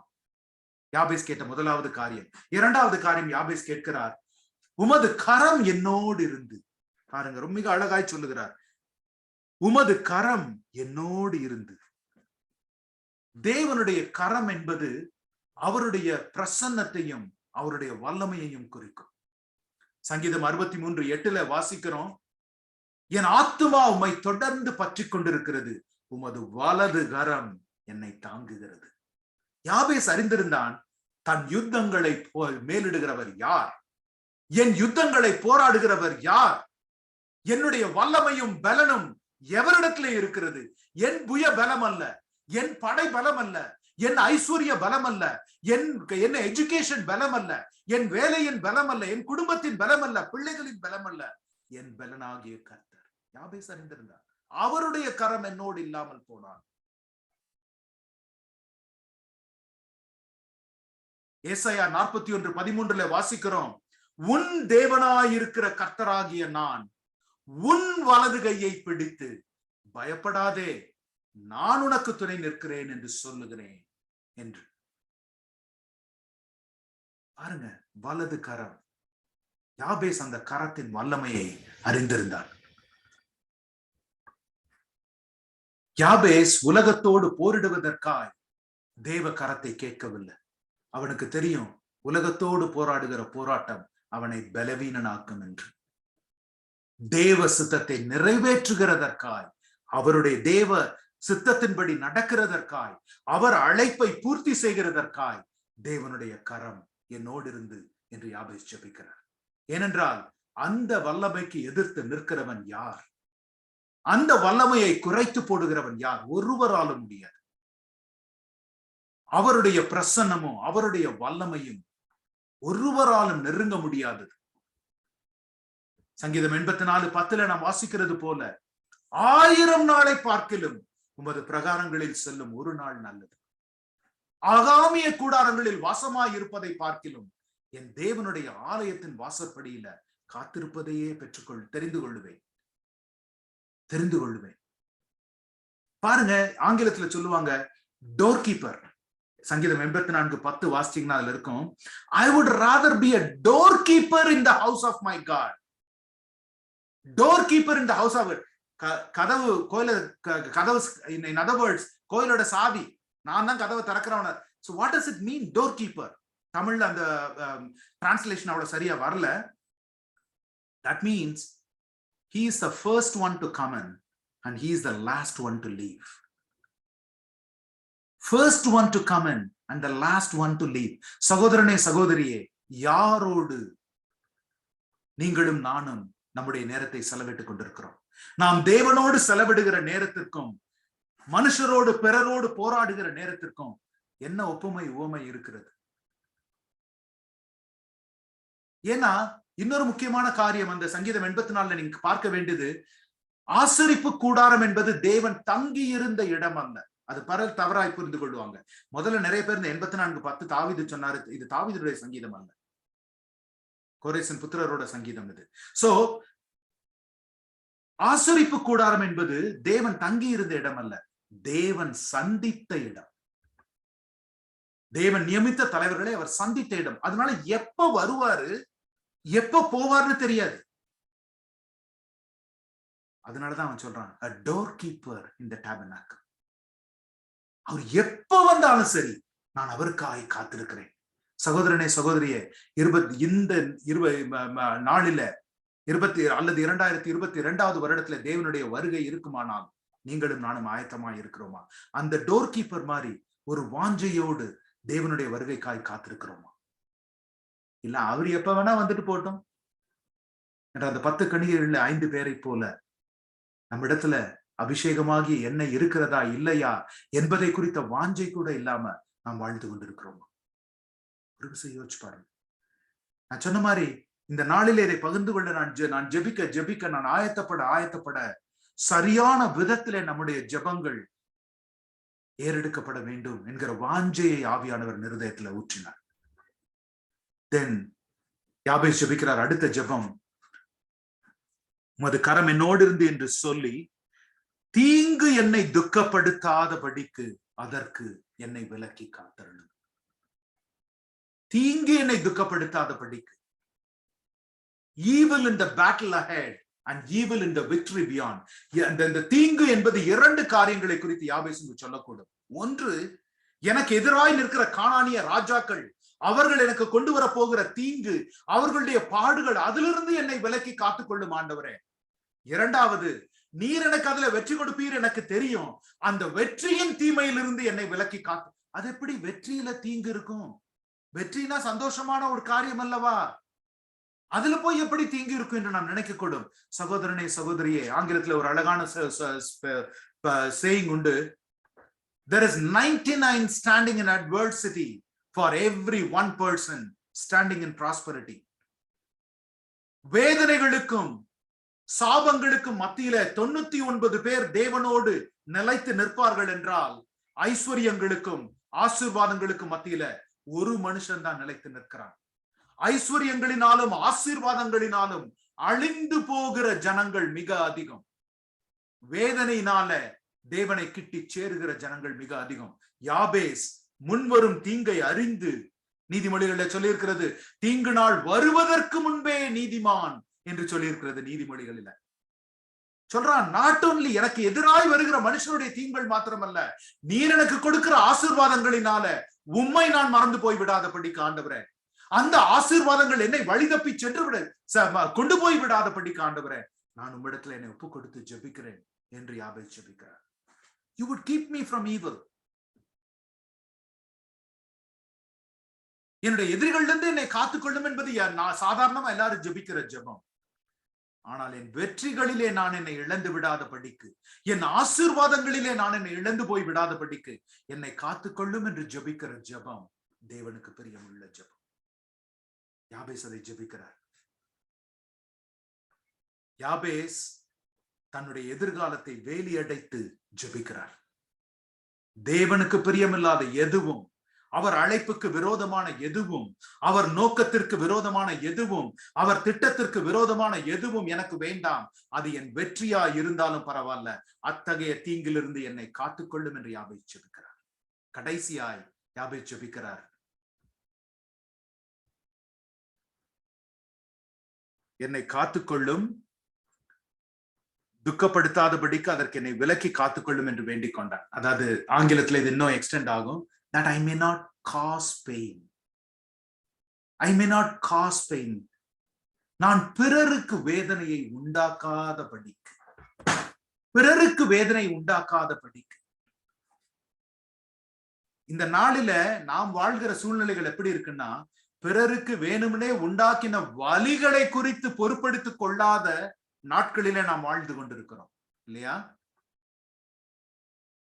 இன்றைக்கு ஒரு ஆர்டிகல் பார்த்தேன், இதுல அந்த ஸ்கூல் ஷூட்டிங் நடந்தது எல்லாருக்கும் தெரிந்திருக்கும் இல்லையா? அதுல கேட்ட அந்த பெற்றோர் எந்த விதமான வருத்தமும் வேதனையும் அவர்கள் காட்டவில்லை என்று வாசித்தேன். பிறருக்கு நாம் வருவித்த அந்த வலிகளும் வேதனைகளையும் குறித்து கூட பொறுப்பெடுத்துக் கொள்ளாத நாட்களில யாபேஸ் பாருங்க, தன்னுடைய தாயினுடைய பிரசவ வேதனைக்கு யாபேசுடைய எந்த பொறுப்பும் இல்லை. ஆனால் யாபேஸ் அறிந்திருந்தான், நான் பிறந்ததிலிருந்தே என் தாய் இவ்விதமாய் பெயரிட்டு தன் பிரசவ வேதனையை என்மேல் சுமத்தி இவனை நான் வலியில வேதனையில துக்கத்தில பெற்றேன். நான் யாருக்கு நான் வலி கொடுக்க கூடாது ஆண்டவரே என் வாழ்க்கையில என்று யாபேஸ் ஜெபிக்கிறான். Even though he is not responsible or accountable for it, யாபேஸ் ஜெபிக்கிறான், நான் அந்த வேதனை யாருக்கும். சகோதரனே சகோதரியே, when was the last time that you and I prayed that we should not cause pain to others? நாம் என்ன நினைத்துக் கொண்டிருக்கிறோம்? ஐயோ, I am an angel, lack of wings. ரெக்க மாத்திரம் இல்ல, இல்லைன்னா நான் ஒரு ஏஞ்சல் தான். நான் யார்? எல்லாரையும் போஷித்து எல்லாரையும் அன்பு. நம்ம ஒவ்வொருத்தருடைய சுய எண்ணமும் அப்படித்தானே இருக்கு. என்ன மாதிரி தாழ்மை உள்ளவங்க ஒருத்தரும் இல்ல, என்ன மாதிரி அன்புள்ளவங்க ஒருத்தரும் இல்ல. நான் எல்லாருக்கும் நான் உதவி செய்ய நினைக்கிறேன், அவங்கதான் என்னை அப்படி நினைக்க மாட்டேங்கிறாங்க. Sorry to bear the bad news, you and I are not like that. நீங்களும் நானும் அபிதமானவர்கள் அல்ல. நம்முடைய சுபாவம், என் தாய் என்னை பாவத்துல கர்ப்பம் தரித்தாள் என்று தாவீது சொல்லுகிறதை போல நம்முடைய சுபாவம் அது அல்ல. அது நம்மளே நம்ம ஏமாத்திக்கிறது. Have you ever prayed this prayer? ஆண்டவரே, இந்த நாளில காலையில எழும்பி இந்த நாளில may my words be edification to everyone, O Lord. எவரையும் நான் காயப்படுத்தாதபடிக்கு, துக்கப்படுத்தாதபடிக்கு, குற்றப்படுத்தாதபடிக்கு என் நாவை காத்துக்கொள்ளும் ஆண்டவரே. என் நாவின் வார்த்தைகளும் என் இருதயத்தின் தியானங்களும் உமக்கு பிரதியுள்ளதாய் மாத்திரமல்ல, இந்த உலகத்துல ஜனங்களுடைய வாழ்க்கையை, என் சகோதர சகோதரிகள் நண்பர்களுடைய வாழ்க்கையை கட்டி எழுப்புகிறதா இருக்கணும் ஆண்டவரே. எவருக்கும் நான் ஒரு வலியை கொண்டு வரக்கூடாது ஆண்டவரே. ஜெபித்திருக்கிறோமா? யாபேசுங்க என்ன கேட்கிறார் தெரியுமா? that I may not cause pain என்று சொல்லுகிற பொழுது he is asking for a reversal of what his name meant. எந்த உலகம் அவனை பார்த்து இவனுடைய பெயர் வலி, இவனுடைய பெயர் வேதனையை கொண்டு வருகிறவன், வலியை கொண்டு வருகிறவன் என்று சொன்னதோ யாபேஸ் கேட்கிறார், அதை நீர் மாற்றி போடும் ஆண்டவரே. reversal of what his name meant. ஏன் தெரியுமா? யாபேஸ் அறிந்திருந்தான், சாபங்களை ஆசீர்வாதங்களாய் மாற்றி போடுகிற தேவனை, இஸ்ரவேலின் தேவனாகிய கர்த்தரை நான் அறிந்திருக்கிறேன். ஏன்னா அப்படிதான் அந்த வசனம் ஆரம்பிக்குது. He called unto the God of Israel. இஸ்ரவேலின் தேவனாகிய கர்த்தரை நோக்கி முறையிட்டான், விண்ணப்பம் பண்ணினான் என்று எழுதி இருக்கிறது. அவனுக்கு தெரியும் யார் அதை என் வாழ்க்கையை மாற்றி போட முடியும். சகோதரனே சகோதரிய, உன்னுடைய வாழ்க்கையில எந்த காரியத்தை மாற்ற இயலாதபடிக்கு போராடி கொண்டிருக்கிறார் சகோதரனே, அதை மாற்ற வல்லவராயிருக்கிறார் தேவன். யாபேஸ் சொல்லுகிறான், you have the last word, O Lord. உலகம் என்ன பத்தி என்ன வேணா சொல்லட்டும், you have the last word. இன்று சாலமோனுடைய 2 அதிகாரம் முழுவதும் நிரம்பி இருக்கிற ஜெபத்தை கேட்ட அதே தேவனாகிய கர்த்தர், சிலுவையில ஜெபிக்கவே தெரியாத அந்த கள்வனின் ஒரு வரி ஜெபத்தை கேட்ட அதே தேவனாகிய கர்த்தர், யாபேசின் தாழ்மையுள்ள அன்புள்ள ஒரு வைராகியமுள்ள ஜெபத்தை கேட்ட அதே தேவனாகிய கர்த்தர் உன்னுடைய ஜெபத்தையும் என்னுடைய ஜெபத்தையும் கேட்கிறவர். ஆமென். He is still in the business of answering prayers. நாம் ஆயத்தமாய் இருக்கிறோமா என்பதுதான் கேள்வி. அவர் எந்நாளிலும் ஜெபத்தை கேட்கிறவராயிருக்கிறார், அவர் எந்நாளிலும் பதில் கொடுக்கிறவராயிருக்கிறார். நீங்களும் நானும் அந்த பதிலை பெற்றுக்கொள்வதற்கு, ஏற்றுக்கொள்வதற்கு, அதன்படி நடக்கிறதற்கு, அதன்படி செய்கிறதற்கு ஏற்ற ஜெபங்களை நாம் செய்கிறோமா என்பது, அந்த பக்குவம் நம்முடைய இருதயத்துல இருக்கிறதா என்பது தான் கேள்விக்குறி. அந்த பக்குவம் நமக்கு இருக்கும் பொழுது அந்த பதிலை கையாள்வதற்குரிய ஞானம் நமக்கு இருக்கும். இந்த டிசம்பர் மாதத்துல நாம் ஆயத்தப்பட்டு ஜெபிக்கும் பொழுது நம்முடைய எண்ணங்கள், நோக்கங்கள், இருதயம், வாழ்க்கை எல்லாவற்றையும் அவருக்கு பின்னால், அந்த ஜெபத்திற்கு பின்னால் வைப்போம். உள்ளொன்று வைத்து புறமொன்று பேசுகிற ஜெபத்தினால எந்த பிரயோஜனமும் இல்லை. அவர் ஆம் என்று நமக்கு எந்த ஆசீர்வாதங்களை பெற்றுக்கொள்வதற்கு பக்குவம் இருக்கிறதோ ஆம் என்று பதில் கொடுக்கிறார். எவற்றை நம்மால் கையாள முடியாதோ இல்லை என்று பதில் கொடுக்கிறார். எதற்கு, எந்த ஆசீர்வாதங்களுக்கு நாம் இன்னும் ஆயத்தப்பட வேண்டியது இருக்கிறதோ அதற்கு காத்திரு மகனே என்று பதில் கொடுக்கிறார். But he is a prayer answering God. அவர் ஜெபங்களுக்கு பதில் தருகிற தேவன்.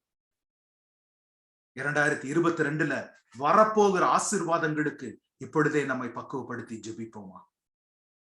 என்னை பக்குவப்படுத்துங்க ஆண்டவரே, சித்தப்படி வாழ, உம்முடைய சித்தத்தை செய்ய, உம்முடைய அழைப்பை நான் நிறைவேற்ற, உம்முடைய நாமத்தை நான் கனம் பண்ண, உம்முடைய மகிமை நான் பிரஸ்தாபிக்க, உம்முடைய அன்பை நான், உம்முடைய ரட்சிப்பை இந்த உலகத்திற்கு நான் சொல்ல என்னை பக்குவப்படுத்தி என்னை பயன்படுத்துவோம் என்று இந்த நாளில ஜெபிப்போமா? ஜெபத்தை கேட்கிற தேவன். எல்லாரும் கண்களை மூடி இருக்கிற இடத்திலேயே உங்களால இயன்றால் எழும்பி நின்று, நீங்க எந்த இடத்துல இருக்கிறீங்களோ எழும்பி நின்று, இஸ்ரவேலின் தேவனாகிய கர்த்தர் வார்த்தையாய் இருந்தவர் மாம்சமாய் நம் முன்னால் வந்தார். இயேசு என்பது அவருடைய நாமம். அவர் சொன்னார், நான் உங்களை திக்கற்றவர்களாய் விடேன் என்று சொல்லி பரிசுத்த ஆவியை நமக்கு கொடுத்து போனார். இந்த நாளில அவரை நோக்கி பார்ப்போமா?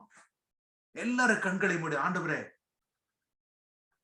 நான் என்னமோ பெரிய பரிசுத்தவான் பரிசுத்தவாட்டி மாறி, ஜெபத்துல தேர்ந்தவன், நான் வசனத்துல தேர்ந்தவன், நான் எல்லாருக்கும் அன்பாய், ஆண்டவரே, என்னுடைய சுய சிந்தைகளில நான் உம்மிடத்துல வருகிறேன். யாபேசை போல இந்த நாளில என் சுய சிந்தைகளை அறுத்து போட்டு தேவனாகிய கர்த்தரின் சிந்தைகளோடு உம்முடைய சமூகத்துல வர, தேவ ஆவியானவர் என்னை குறித்து உம்மிடத்திலே சாட்சி கொடுக்கும்படிக்காய், அவன் கனமுள்ள மகன், அவள் கனமுள்ள மகள் என்று சாட்சி கொடுக்கும்படிக்கான ஒரு நோக்கத்தோடும் எண்ணத்தோடும் சிந்தையோடும் நான் உம்மிடத்துல வரும்படிக்காய் இந்த டிசம்பர் மாதத்துல 2022 ஆண்டு என்ன கொண்டு வரப்போகிறது என்பதை நாங்கள் அறியாது இருக்கிறோம். ஆனால் அந்த 2022 ஆண்டு எவருடைய கட்டுக்குள்ளா இருக்கிறது என்பதை நாங்கள் அறிந்திருக்கிறோம். சேனைகளின் கர்த்தர் என்பது அவருடைய நாமம், இயேசு என்பது அவருடைய நாமம், யெகோவா தேவன் என்பது அவருடைய நாமம். அந்த நாமத்தின் மேல் நம்பிக்கை வைத்து உம்முடைய சமூகத்துல நாங்க வந்து நிற்கிறோம். ஆண்டவரே, எங்களுடைய மகிமை பிரஸ்தாபங்கள் அல்ல, உம்முடைய மகிமை பிரஸ்தாபங்களை சொல்லி உம்முடைய சமூகத்திற்கு நாங்க வருகிறோம். ஆண்டவரே, தேவரீர் எங்களை ஆசீர்வதித்து எங்கள் எல்லைகளை பெரிதாக்கி உமது கரம் எங்களோடு இருந்து தீங்கு எங்களை துக்கப்படுத்தாதபடிக்கு அதற்கு எங்களை விலக்கி காத்துக்கொள்ளும்படிக்காய் இந்த நாளில ஒரு குடும்பமாய் நாங்கள் வந்து நின்று இந்த ஆராதனையில உம் சமூகத்துல எங்களை ஒப்புக் கொடுக்கிறோம். ஒவ்வொரு குடும்பமும் தங்களை வெறுமையாக்கி இந்த மாதத்துல தங்களை ஒப்பு கொடுத்து அந்த புது வருட ஆராதனையில உம்முடைய பிரசன்னத்துக்குள்ள வரவும், உம்முடைய வசனத்தை கேட்கவும், உம்முடைய கட்டளைகளை கை கொள்ளவும் தங்களை ஒப்பு கொடுத்து வரும்படிக்காய் 2022 முந்தின வருடத்தை போலல்ல, முந்தின வருடங்களை போலல்ல, உம்முடைய நாமத்தை மகிமைப்படுத்துகிற ஒரு வருடமாய் உங்களுடைய வாழ்க்கையில இருக்க கர்த்தர் நீங்க கிருபை கொடுங்க. உம்முடைய நாம மாத்திரம் மகிமைப்படட்டும். தேவைகள் ஏராளம் ஆண்டவரே, குடும்பங்களில பல தேவைகள், பொருளாதார தேவைகள், பிள்ளைகளுடைய சுகத்திற்கான தேவைகள், பலத்திற்கான தேவைகள், பொருளாதார ஆசீர்வாதங்களுக்கான தேவைகள், வேலை நிமித்தமான தேவைகள், பயணம் நிமித்தமான எவ்வளவோ காரியங்கள் ஆண்டவரே. ஆனால் அவை எல்லாவற்றிற்கும் மேலாய் நாங்க உம்மை தேடுறோம் ஆண்டவரே, உம்மை தேடுகிறோம் ஆண்டவரே. முந்த தேவனுடைய ராஜ்யத்தை நாங்கள் தேடும் பொழுது இவை எல்லாம் எங்களுக்கு சேர்த்து கொடுக்கப்படும் என்பதை அறிந்திருக்கிறோம். அறிந்திருப்பது மாத்திரம் அல்ல, வாஞ்சித்து விசுவாசிக்கிறோம் ஆண்டவரே, விசுவாசிக்கிறோம். இந்த நாளில நீர் மகிமைப்படுவீராக. இந்த ஆராதனையில எங்களை கூட்டி சேர்த்த உடைய கிருபைக்காய் ஸ்தோத்திரம். 12 மாதங்கள் இந்த ஆராதனையை நடத்த தேவன் கிருபை கொடுத்தீரே, உமக்கு ஸ்தோத்திரம். கர்த்தருடைய நாமம் மாத்திரம் மகிமைப்படட்டும். சகல துதி கன மகிமை எல்லாவற்றையும் பரிசுத்த ஆவியின் வல்லமையினால, குமாரன் இயேசுவின் நாமத்தினால பிதாவின் பாதங்களிலே ஏறெடுக்கிறோம். ஜீவனுள்ள நல்ல பிதாவே, ஆமென், ஆமென், ஆமென். தேவனுக்கு மகிமை, தூக்கி எடுத்தார், தூக்கி எடுத்தாரே, கரத்தை நீ வெற்றி தாரே.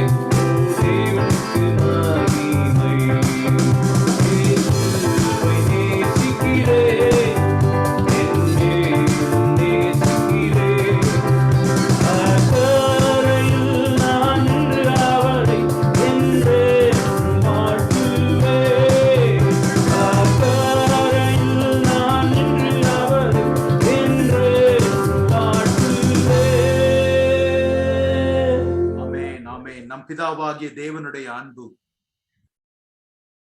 குமாரனாகிய இயேசுவின் மனதிருக்கமும், பரிசுத்த ஆவியானவரின் வழி நடத்துதலும் இன்றும் என்றும் நம் அனைவரோடும் இருப்பதாக. ஆமேன், ஆமேன், ஆமேன். நான் ஏற்கனவே ஆரம்பத்துல சொன்னதுபடி இந்த மாதத்துல ஜெபத்துல காத்திருங்கள். கர்த்தர் 2022 ஆண்டை குறித்து நம்மிடத்துல என்ன பேச வேண்டும், நம்மிடத்துல என்ன எதிர்பார்க்கிறார் என்பதை குறித்தான ஒரு காத்திருத்தல இந்த மாதத்தை நீங்கள் செலவிடுங்கள். அதே போல நம்முடைய புது வருட ஆராதனை குறித்து பகிர்ந்து கொள்ளுங்க. நாங்க ஃபிளையர் ரெடி பண்ண உடனே நாங்க ஷேர் பண்றோம். அந்த புது வருட ஆராதனைக்காய் விசேஷித்த விதமாய் ஜெபித்துக் கொள்ளுங்கள். குறிப்பாய் நமக்கு கிறிஸ்துமஸ் ஈவ் ஆராதனை ஒன்று இருக்கிறது. புது வருட ஆராதனை குறித்து மிக மிக விசேஷமாய் அதை ஜெபத்துல வைத்துக் கொள்ளுங்கள். கர்த்தர் நம்மோடு இடைப்படுவாராக. தேவனுடைய நாமம் மகிமைப்படட்டும்.